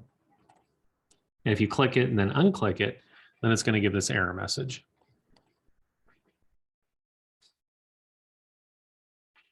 Make sense? Yep. Okay. So a couple of things that I'm going to want to do is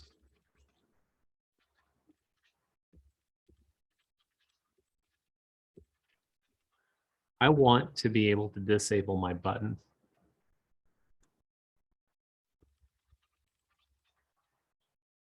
So I want it by default to be disabled. So we're going to do true.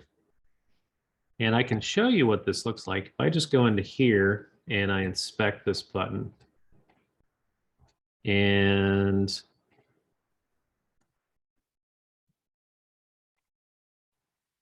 I add an attribute, and we're going to call this disabled. So disabled, because it's empty, is true. Now I can't click on the button at all. So if I refresh, you'll notice that I can click all I want. That's because we haven't used anything on this disabled. So what we can do is right here, we could just do disabled equals the JavaScript value of whatever's in disabled.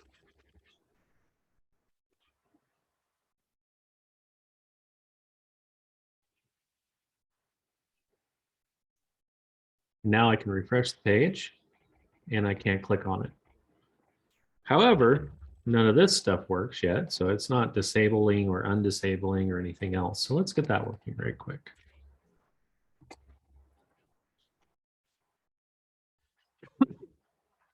So this is actually pretty simple. We're going to do use effect.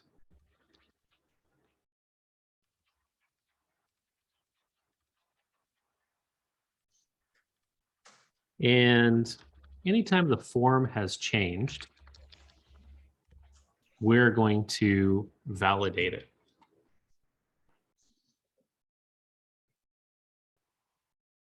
So what we're going to do is we're going to go into the form schema, which we defined up here.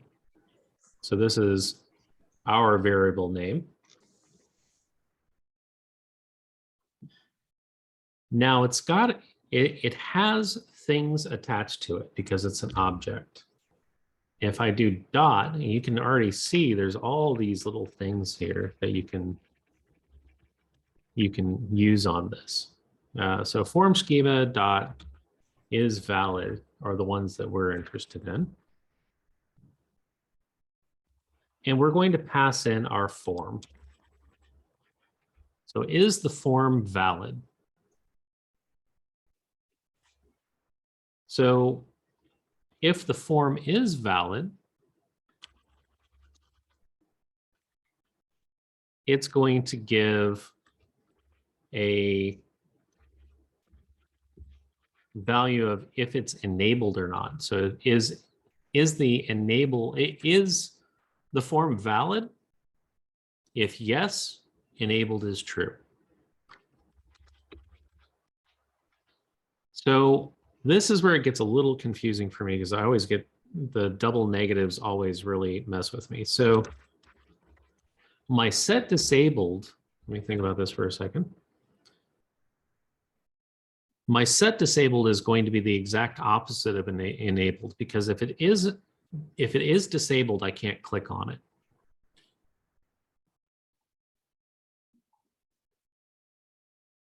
So I want to have this where it's the exact opposite. So we're going to put an exclamation point. So let's say that the form is enabled. So in other words, it is everything passes muster. It's longer than 4 characters. The checkbox is checked, everything, right? So enabled is going to be true. We want disabled to be false. So since enabled is true, and we do the opposite of enabled, not enabled is false. So set disabled is going to be false, which means that disabled down here is going to be equal to false, and it won't be disabled. If disabled is true, it's disabled. So now, if it isn't valid, then enabled is false and disabled is true, because we're doing the exact opposite. Make sense? Yeah. So this is being run anytime that I type or click anywhere into the form and form has changed. So anytime that there's a set form here, it sees whether or not it's enabled or not. And up here, for example, whenever we do a change handler, it's going to be checking. We still haven't connected our schema into the form. So if I save this and we refresh this, then I can go past 4 characters. So there's 5. My checkbox. Oh, I guess it did work. Yeah, that's right. We passed in our form. I'm losing my mind. And that's how your button works. It's getting late. But if I backspace here, now the button is no longer available because I'm not taking up 4 spaces, or I don't have this this checked. So if I'm at 1, 2, 3 and I check, it's not there. 1, 2, 3, 4. Now it's back to show me the money. So that's how you get your button is through this is valid. Now there's considerably more that you can do with this. Like for an example, right now we're not really getting our errors because we're not setting any valid state, or is it not valid, or rather we don't know exactly which part of the schema is invalid. We just know that the whole thing is invalid. So for us to do that, what we're going to want to do is we're going to want to do a change validator.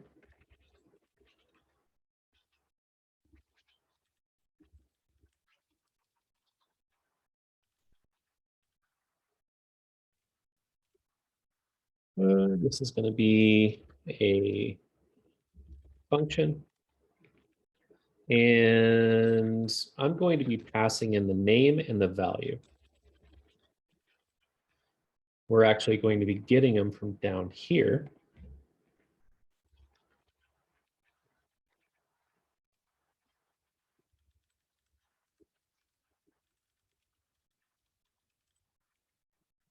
So we're going to be calling the validate change function with the name and value.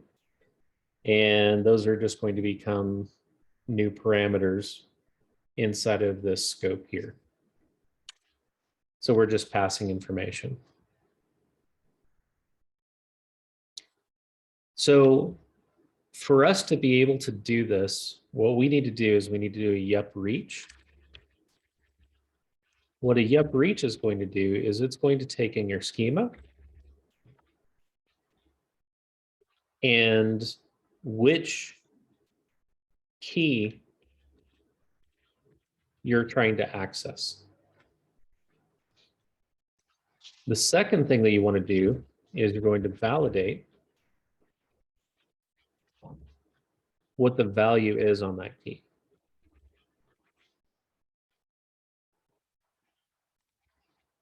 So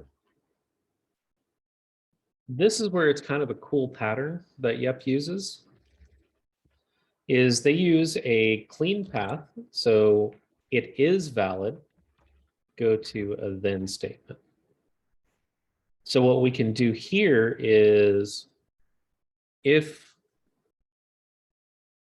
there is no error with, say, my full name, because it's longer than 4 characters, then I don't want it to display an error message.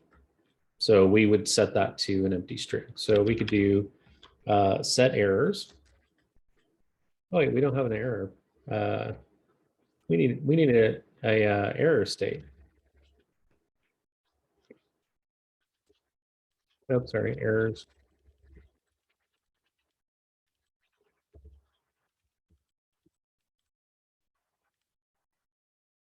So this is going to be the same information that we have in our initial form values, except they're going to be string values only because they are our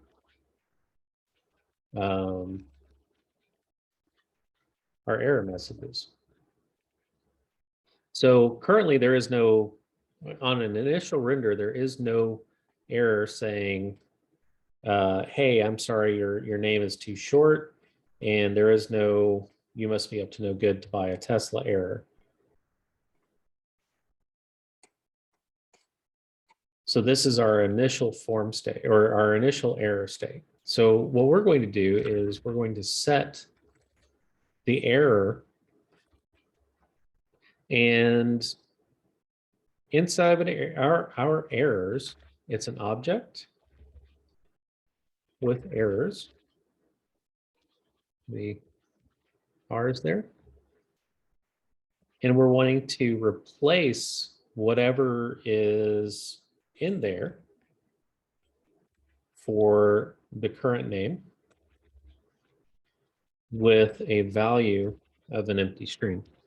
So if there was an error, like let's say that I had typed, 1, 2, 3, 4, 5, and then I backspaced to 2, you're going to generate an error by doing that. But if I type 3, 4, 5 again, then it's going to overwrite this with an empty string, so there won't be an error message there.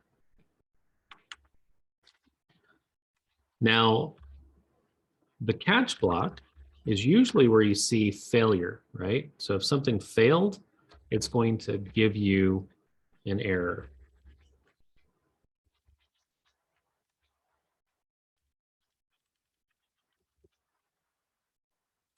So same basic pattern. We're wanting to spread our errors. And we're going to want the name.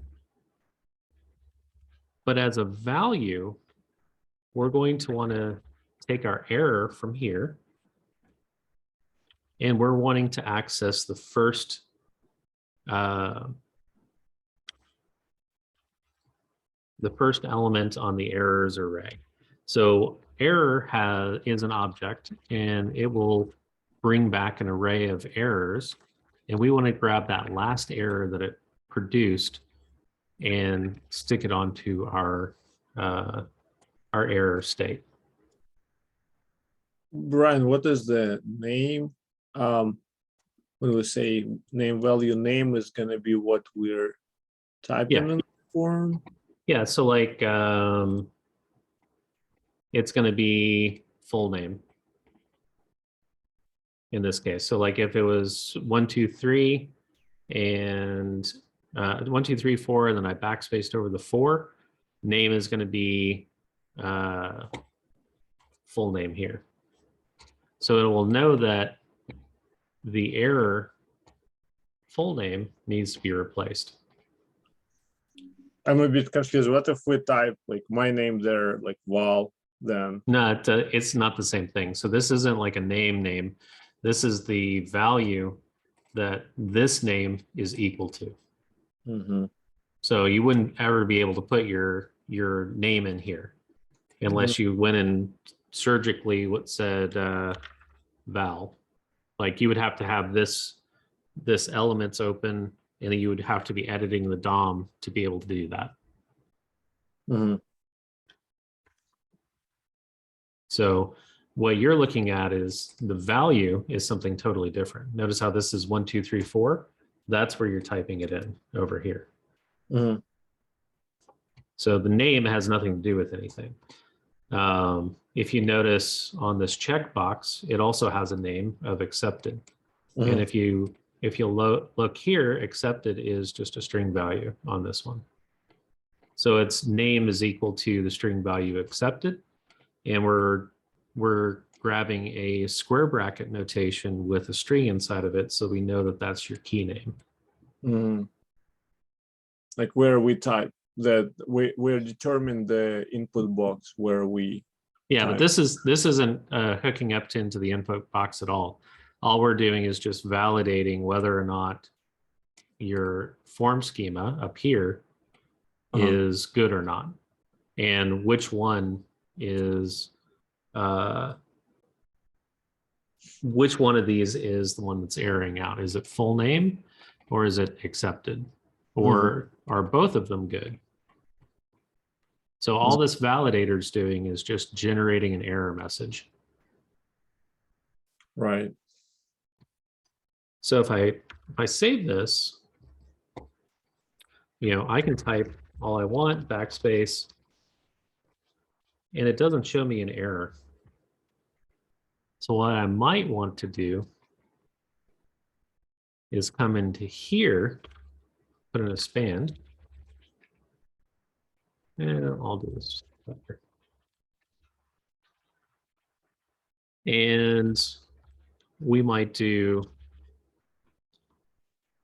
error, this form error, was it? What did I call that slice and state? I've already forgotten. Errors, okay, never mind. Errors dot full name, and then I could also do span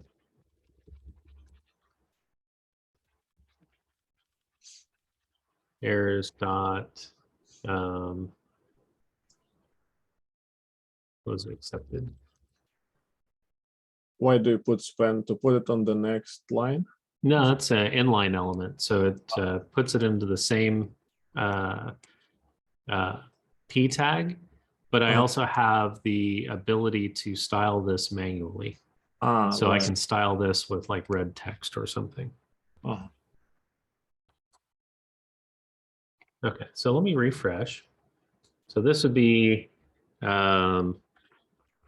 grew.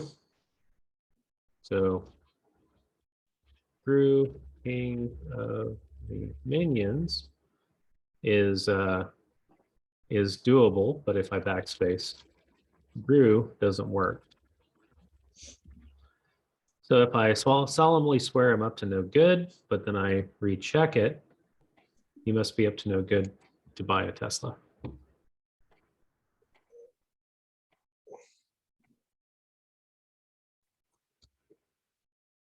And if I uncheck this and I make it so I'm Bry, but notice how this isn't like red or anything, right?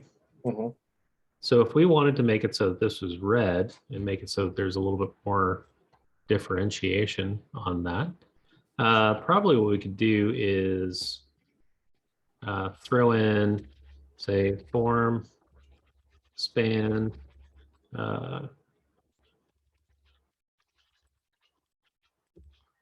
color red, and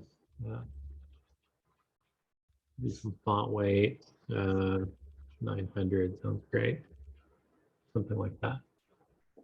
So now you can say full name, your name is too short. There we go. And I'm up to no good. Show me the money. One customer served. Like that.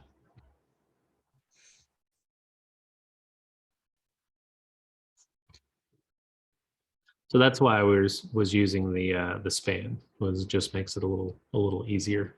To style. So that's pretty much all that we really use Yup for, is those two paths.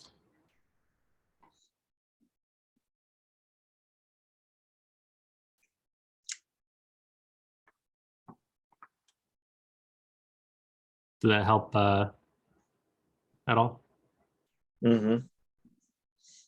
Yeah. Thank you. Yes.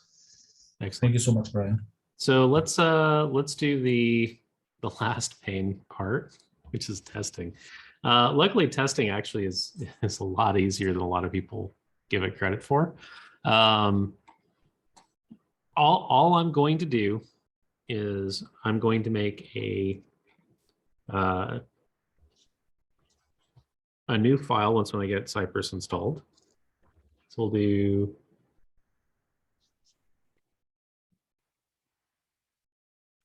come on.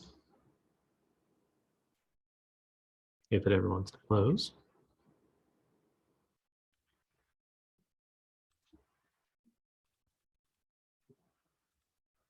Okay. I don't think that I unlocked that. Okay, I'm gonna go ahead and kill it. All right, so we're gonna do npx Cypress install. So npx Cypress install is going to install Cypress on the machine, but it's not going to generate anything. And I know that they had a problem earlier with a different version of Cypress was released since the last time that we did it. So we're looks like I've already got 8.7 installed. So what I can do now is I can do npx Cypress open. And what you'll notice is up here in the folder structure is going to change and put in a Cypress directory once when this is done running. Let's pray that this runs quickly. This should be a pretty fast install. This machine is a little faster than my usual laptop. Brian, what is the difference between npx and npm when we install packages? So an npm is a package installer. Npx is actually running the program npx, or Cypress, from the repository. So it's going to download it and then run it with whatever argument came after it. So this is kind of like if you had it installed globally, you could type Cypress open. npx Cypress open is skipping over the step of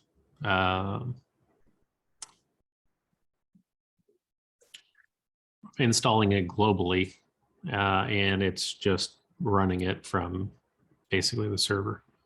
Mm. So I prefer to do it this way because it gives me the latest version.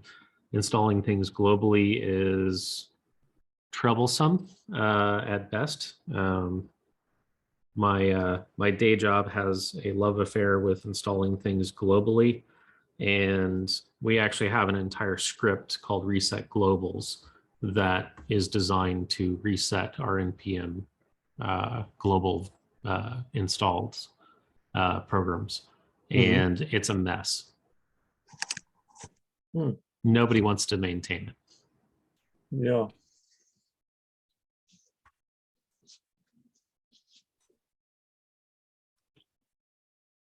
Well, we have Cypress there, so it must be doing something.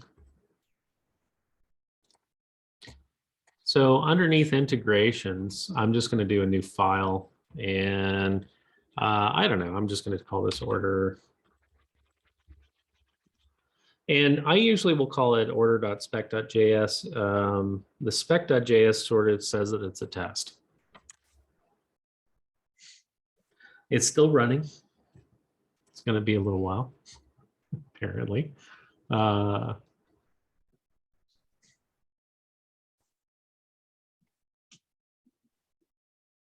don't know why my machine is running so slowly at the moment.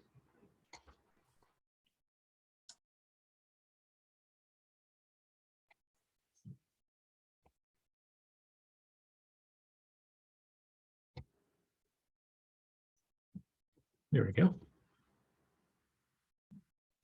No idea what pass-through is not supported. GL is disabled, but whatever, we'll find out.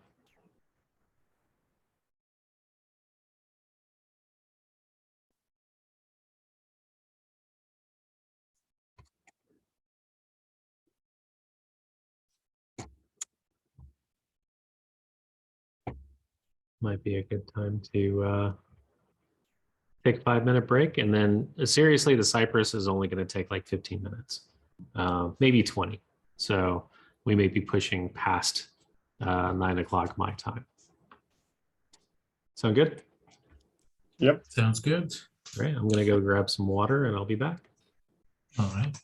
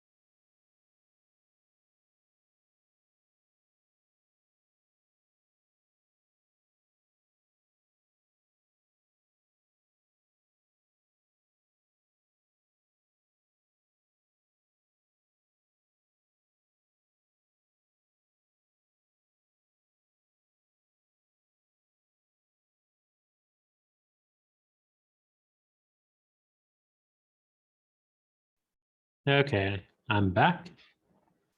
We won't need the timer again since we're in the final stretch.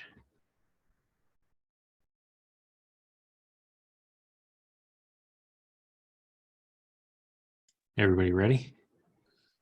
Cypress is, I think it's often used. I looked at some job opportunities, and they say that Cypress is widely used in the industry. Is it true?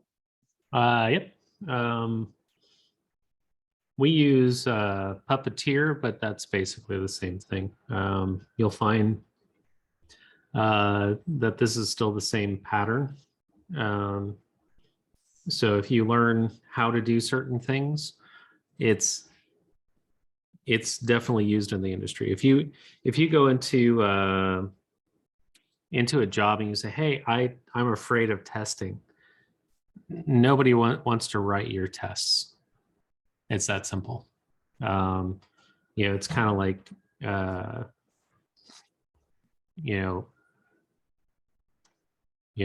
take out your own trash, or your wife will divorce you type of a thing, or we don't have a janitor here, so we need to make sure that everything's clean after you use it, that kind of stuff. So if you're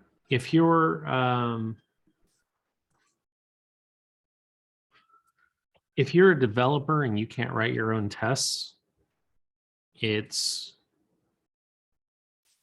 not a good sign, especially if you're not willing to write your own tests. A lot of the times people know, you can say, hey, yeah, I'm pretty good at writing tests, but until you start doing them at an enterprise level, it's very difficult to say, yeah, I'm really good at writing tests. So a lot of the times they're not expecting you to know everything about testing, but Cypress is an end-to-end testing library more than anything. And so the idea is that you start with one page and you move to the next page, and then you move to the next page, and you want to test a user flow. So in this specific case, we're gonna test a user flow buying a Model Y. And so the idea here is that we're going to, one, make sure that the tests work and that my system's not broken with this, whatever GPU in it, pass through not supported, GL is disabled, but whatever, right? So if I've got, let's say that I've got a new test. So a new test is going to be an it statement, and we're going to be passing it two things: a callback, or a string, and a callback. So the string is going to be the name of the test. So we're going to call this sanity check. And inside of here, we're basically just going to expect something to equal something else. So we'll do, say, 11 plus 7. And this will be 2 equal. I can spell equal. And that should be 18, right? 11 plus 7. So if I save this, and in my Cypress window, I run this order spec.js. It's going to open this up.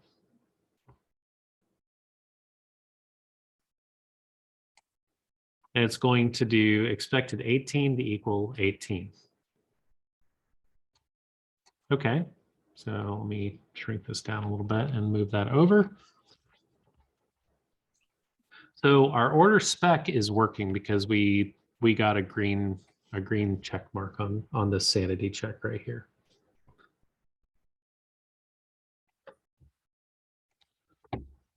Second Brian, thing, yeah, go ahead.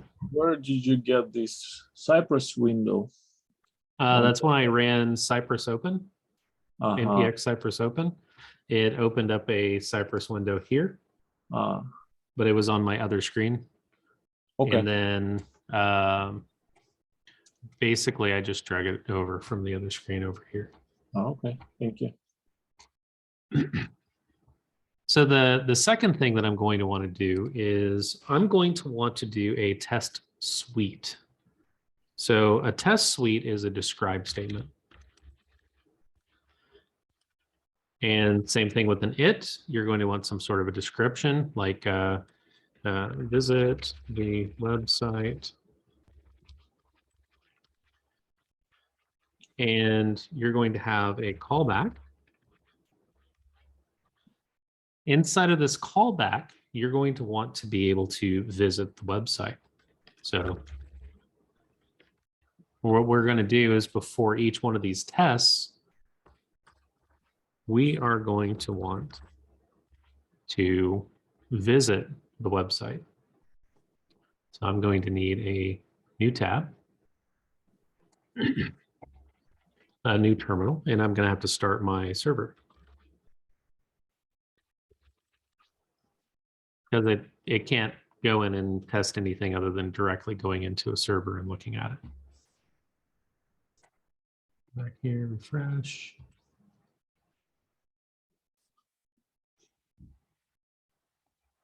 So what we're going to want to do is we're going to want to have it visit this website, this HTTP localhost.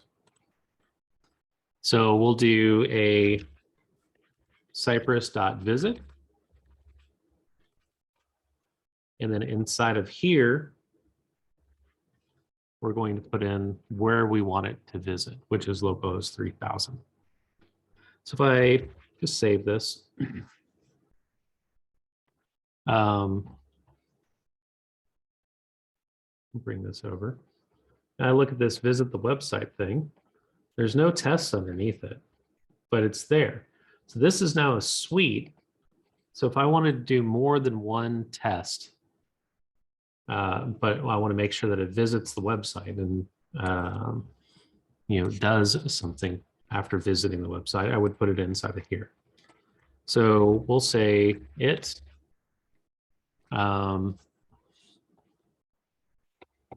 Let's see.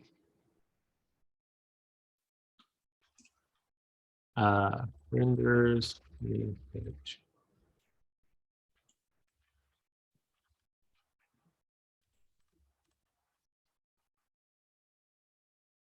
Now, what we're looking for is if this home page contains something. So we're going to do a Cypress contains and see if it contains something on the page. And in this specific case, we're going to say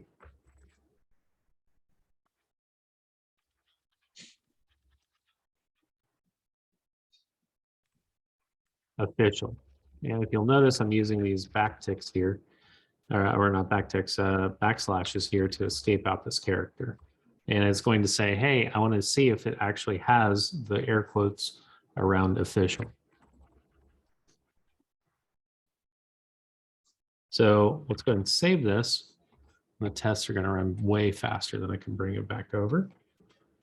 And you can see that this renders the page. It contains official with quotes. So that's saying, yes, we're able to visit the page. We can now put another it statement inside of here, inside of that describe suite.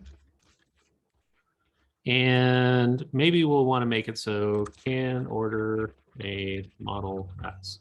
We'll use minus.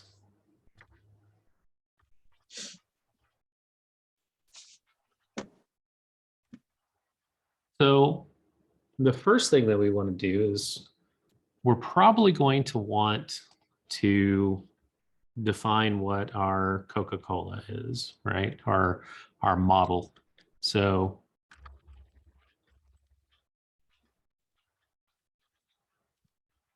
we want our model to equal S. And the next thing that we're probably going to want to do is we're going to want to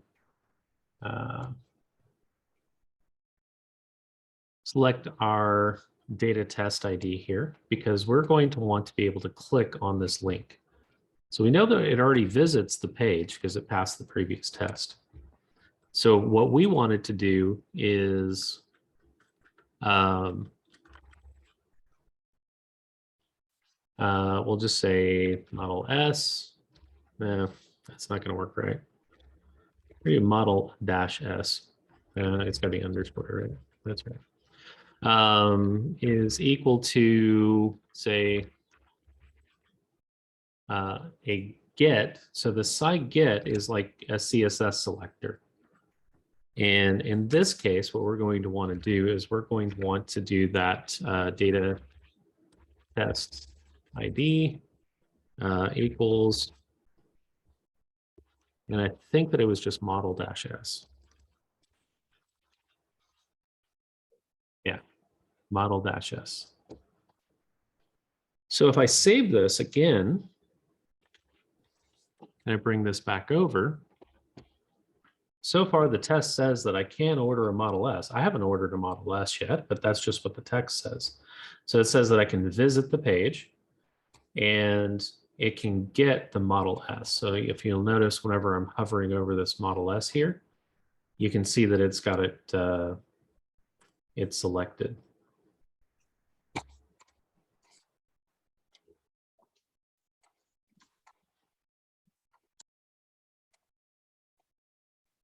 So what if there was a model Cybertruck like that? So we'll save it.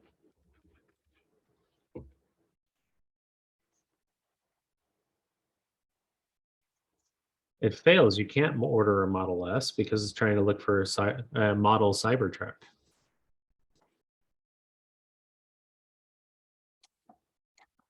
So let's change that back to an S.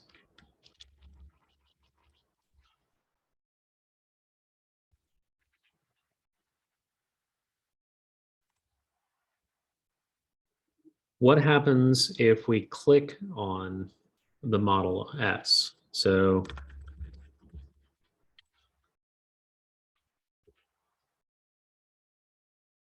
sorry.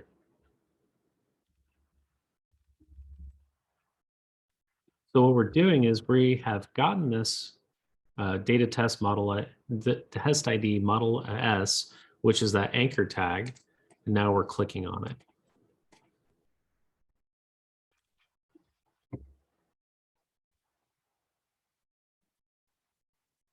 So what you'll notice is it starts at visiting the page. Then it selects the Model S. Second, it shows that it clicks it. You can see the little red dot on it. And then it goes to this new URL.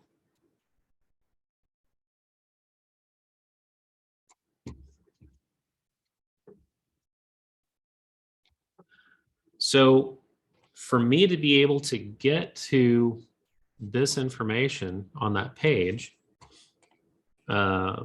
we've visited the home page. We've selected an anchor tag, one specifically that I put in a data test ID into. I've clicked on that data test ID anchor tag. Now, the next two things that I probably want to do is I'm wanting to get the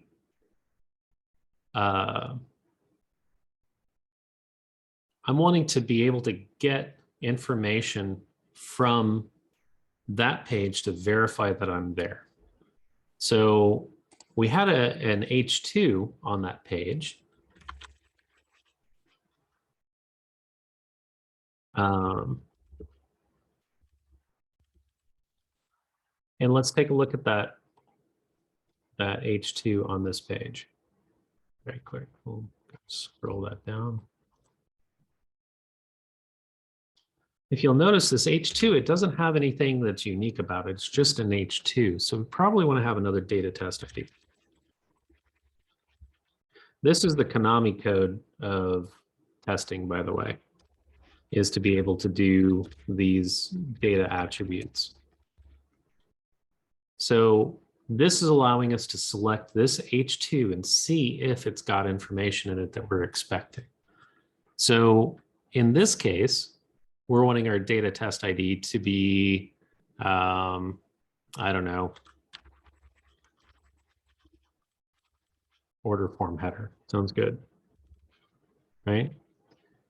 And for our test, we're going to want to get our data test ID order form header. And we're going to want to verify that this has the correct information. So H2 contains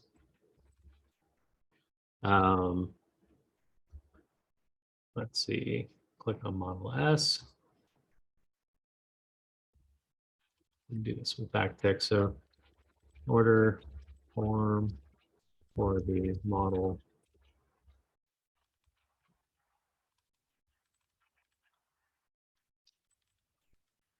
for the Model S.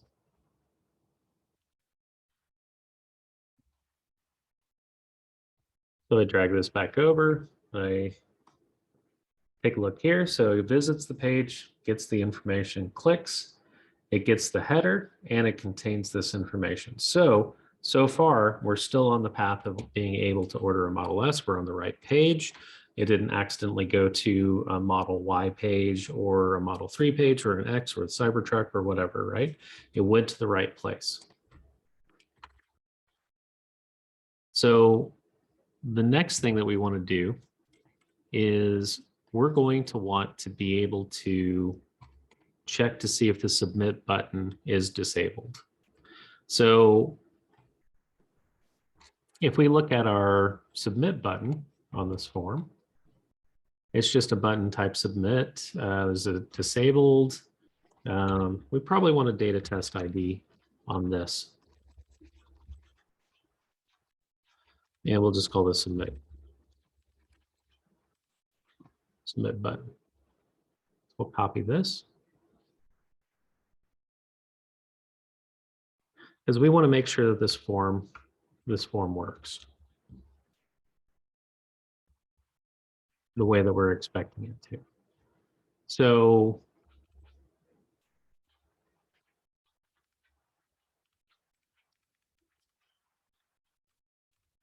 we'll call this submit button equals Cypress.get. And so this get is going to be looking for this data test ID on the submit button. And we're going to want to do a submit button. Yeah, see the problem is we want to set this to a function because we don't want this to run until we call it. So we're making a new function here called submit button. And all submit button does is returns whatever is coming out of that. So because we're wanting to check the state at the time that we call it. So we'll do submit button and we're executing it right now. We're invoking it.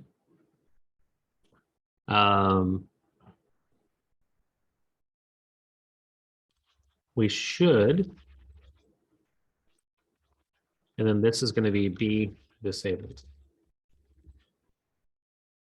on this invocation.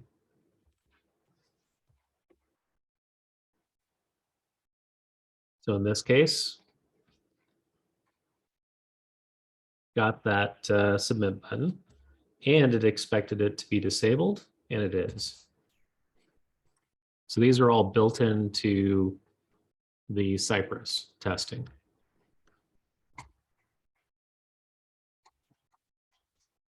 Have I lost anybody yet?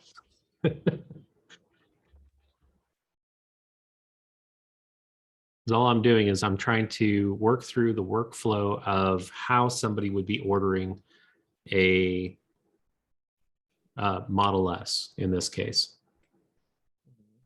Why again do we use the function instead of just? Because I want to run it here Uh-huh. and I might want to run it again later. So I can run the submit button function and attach on the should be disabled or whatever, because whatever is coming back from the Cypress get is what it's returning as the submit button. And the should is checking to see if it's enabled or disabled. Should basically could be used only with function. No, it can be used individually, but I would need to set another variable every single time that I wanted to do it. Or I guess I probably could just do sci.get that and then dot should be disabled on the end here, and that would also work. There's a lot of ways of doing it. But if I just have a submit button, it would be declared and used once. You would only be able to check the state of when it happened. With this, I'm able to reuse this code later. So I turned it into a function just because it would be easier to use it later when we're trying to click on the button. I see. So the next two things is we're going to want to be able to input information into these input boxes, right? To click the checkbox and type in some information. So we're going to do a data test ID. You're going to see this a lot. And we'll do this as full name. Right? So we're going to copy that. Save that first. And we're going to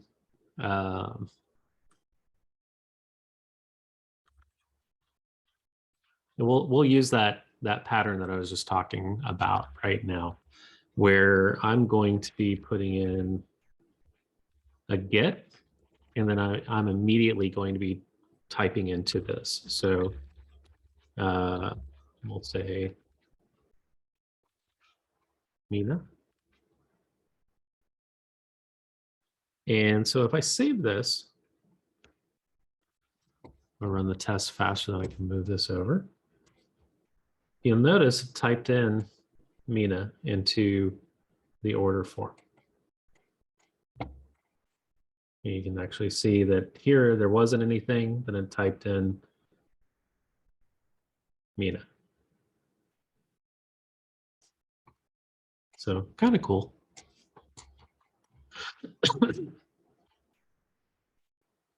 So the other thing is that we want to do is we want to be able to click on this this checkbox. So we'll do another data test ID.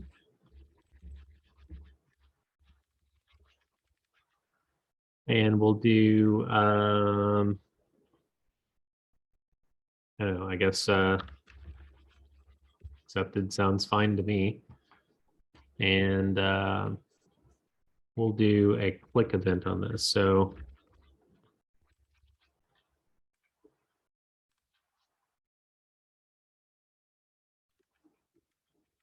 the full name, we're going to do accepted.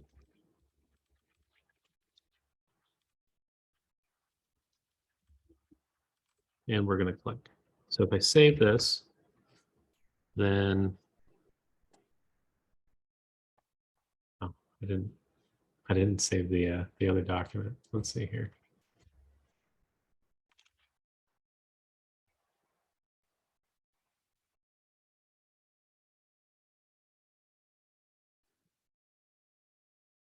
Okay, so notice now it's checked.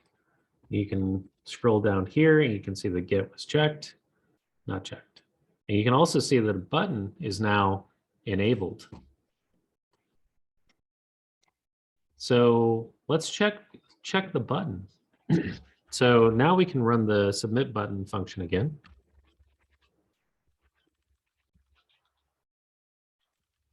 We can use the should, and we can say not be disabled.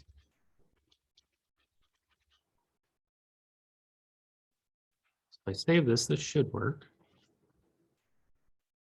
And you can see at the bottom, It's expecting the button not to be disabled. So that says that we can click on it. So we're checking the way that a user might use this form. And so what we can do is we could just use submit button and then click. Let's save that, drag this thing back over. You can see that it ends up on this official home of Tesla Motors. So we got click, goes to rec res, then it goes to the new URL, which is this. So we know that we want to check the one customer served as well. So I mean, we can just we can make sure that it's actually gone and says one customer served. So let's go into our app.jsx. And on here, we can do a data test.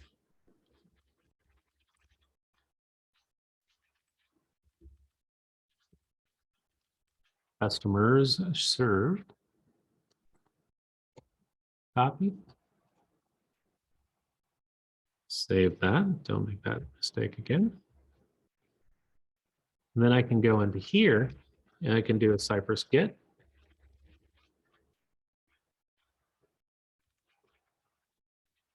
Right there. And I can see if it contains. And we're going to be looking for the string one, customers served.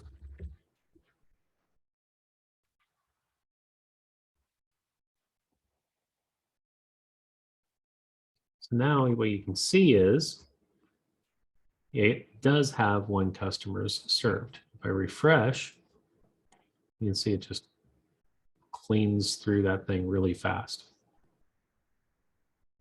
And that's basically the entire test.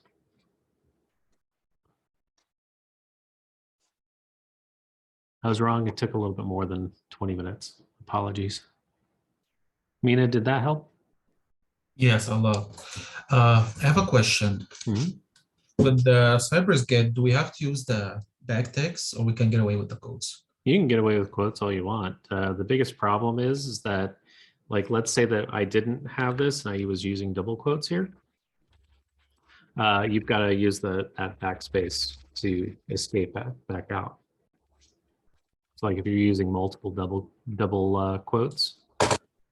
I think this will also work if you just used the non-backtick single quote. This should also work. I see. Thank you. So it doesn't exactly match the string. It's just looking kind of to see if it is, you know, data test ID equals model S. But I use the backticks just because it's a lot easier for me to just copy and paste with the double quotes. And that backslash that you used before, is it like a quote as well? Yeah, it's called an escape character.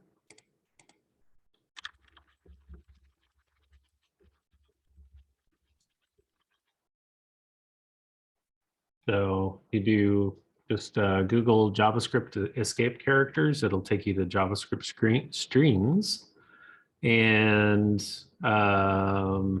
escape characters. So these are three of the things. So you'll have a backslash quote, backslash double quote, and backslash will result in quote, double quote, and backslash.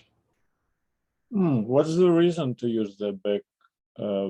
Because so like let's say that I don't have it here, and I try running this. It crashed. Oh, Because it's looking for contains a string with a variable named official and another string. And it even has a little thing that says I was expecting a comma. So like here and here, it was expecting a comma. So let's see. So like that actually sort of kind of worked, but it didn't know The official is not defined. It's looking for a variable named official. Huh. So the other way that I could have done it to get double quotes around here. So like I wanted backticks and then double quotes. So that would allow me to look for a string called string official, Uh-huh. and it'll work fine. I was just showing multiple ways of dealing with strings in JavaScript. Yeah, So it's a like, little tricky. yep. The more you use it, the more you get used to it. Just the way how to define the string in Cypress. Yep.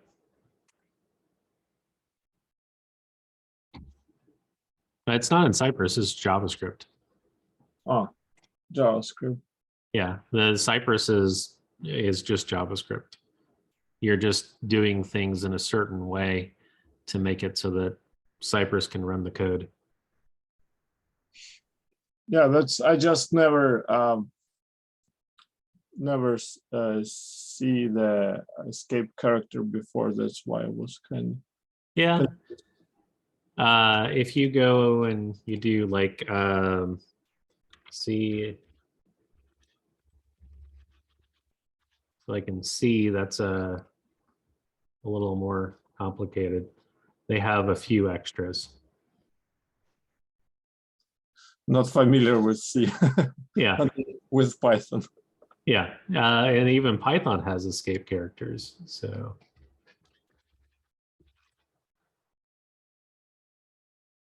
Python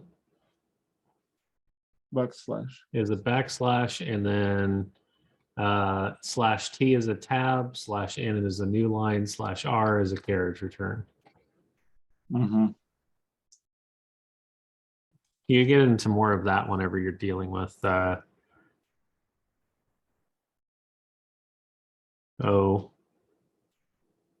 modifying strings. So that it's basically the same thing. This is Python 2.7, so who knows? Maybe they've done more or less in Python 3.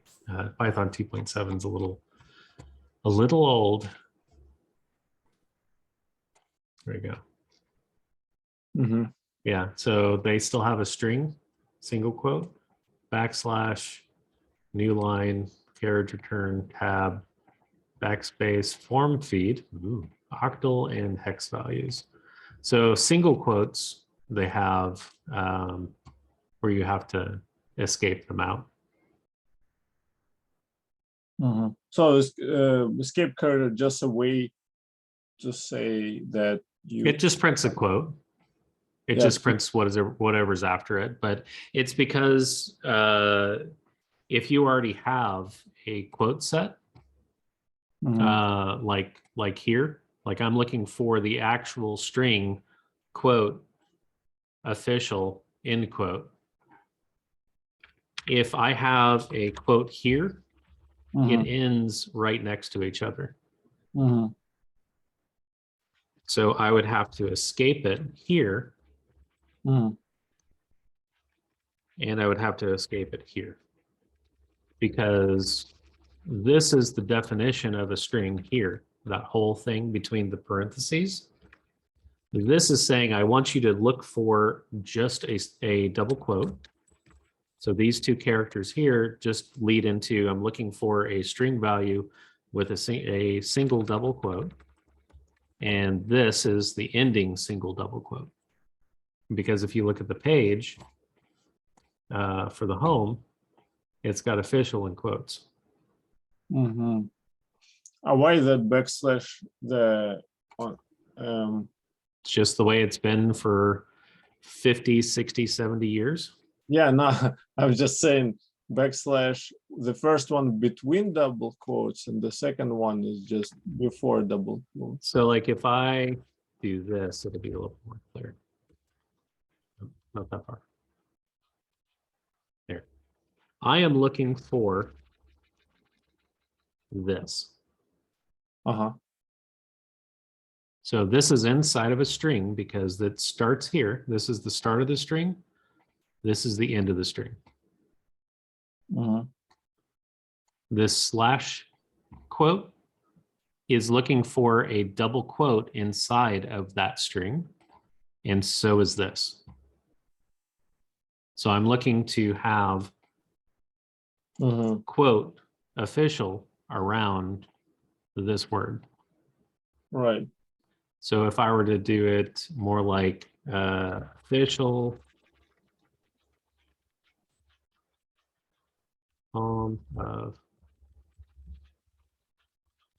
like that, I run this, it passes because, and when we look up this renders the page, it's looking for official is wrapped in quotes, home of Tesla Motors. But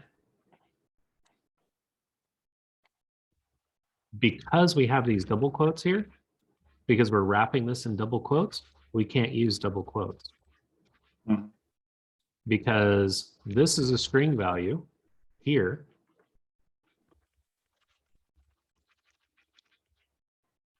This is a string value here.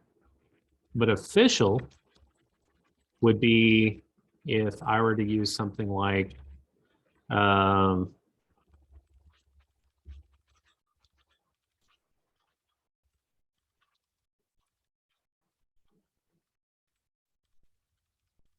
something like that. So now official is now a variable name inside of here. So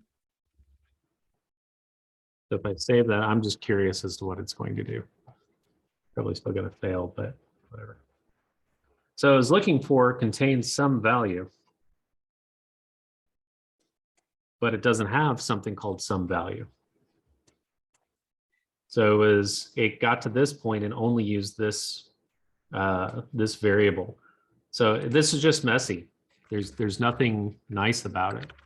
So what we have to do is, if I'm using double quotes around this official here, I have to either wrap it in a different type of quote, like a single quote, like that. That's allowed. A backtick. Or if I'm trying to use double quotes, notice how this turned blue. If I use a backslash, it allows me to use this because it's adding a quote to official.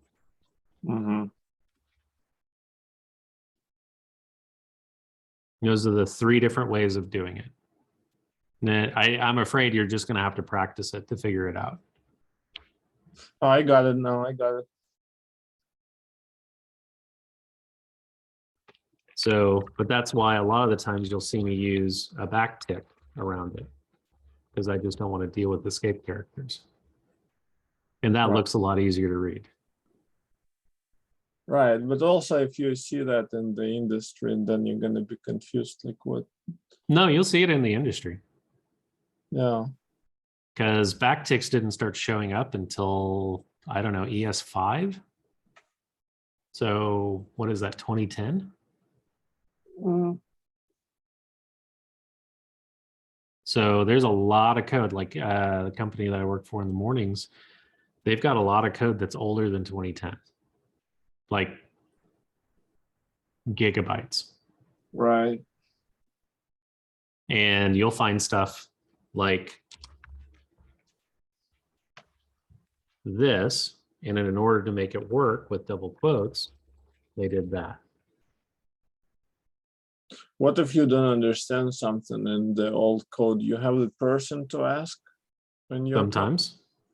A lot of the times it's just something that you would have learned when you were looking up strings. So you can go inside of here and say JavaScript backslash.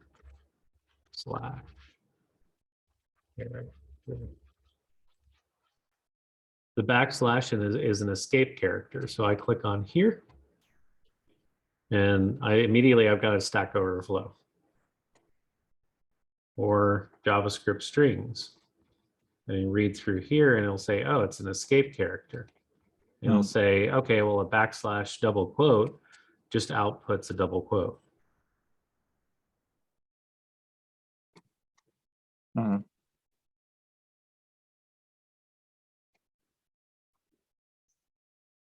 See what I mean? So pretty much it's just a Google search away. But something like that is something that, you know, you might have somebody, sometimes you do, sometimes you don't. They don't really have a help desk where you can say, hey, I don't know how to do this. Can you do this? A lot of the times you'll have a team and somebody on the team will say, oh, that's just an escape character. And that's where you get to start Googling. Mhm.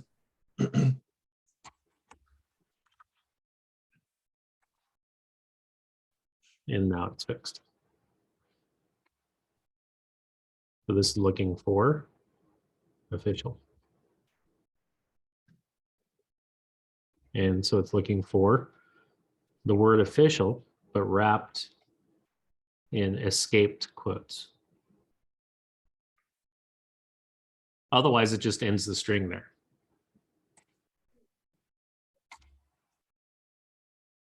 So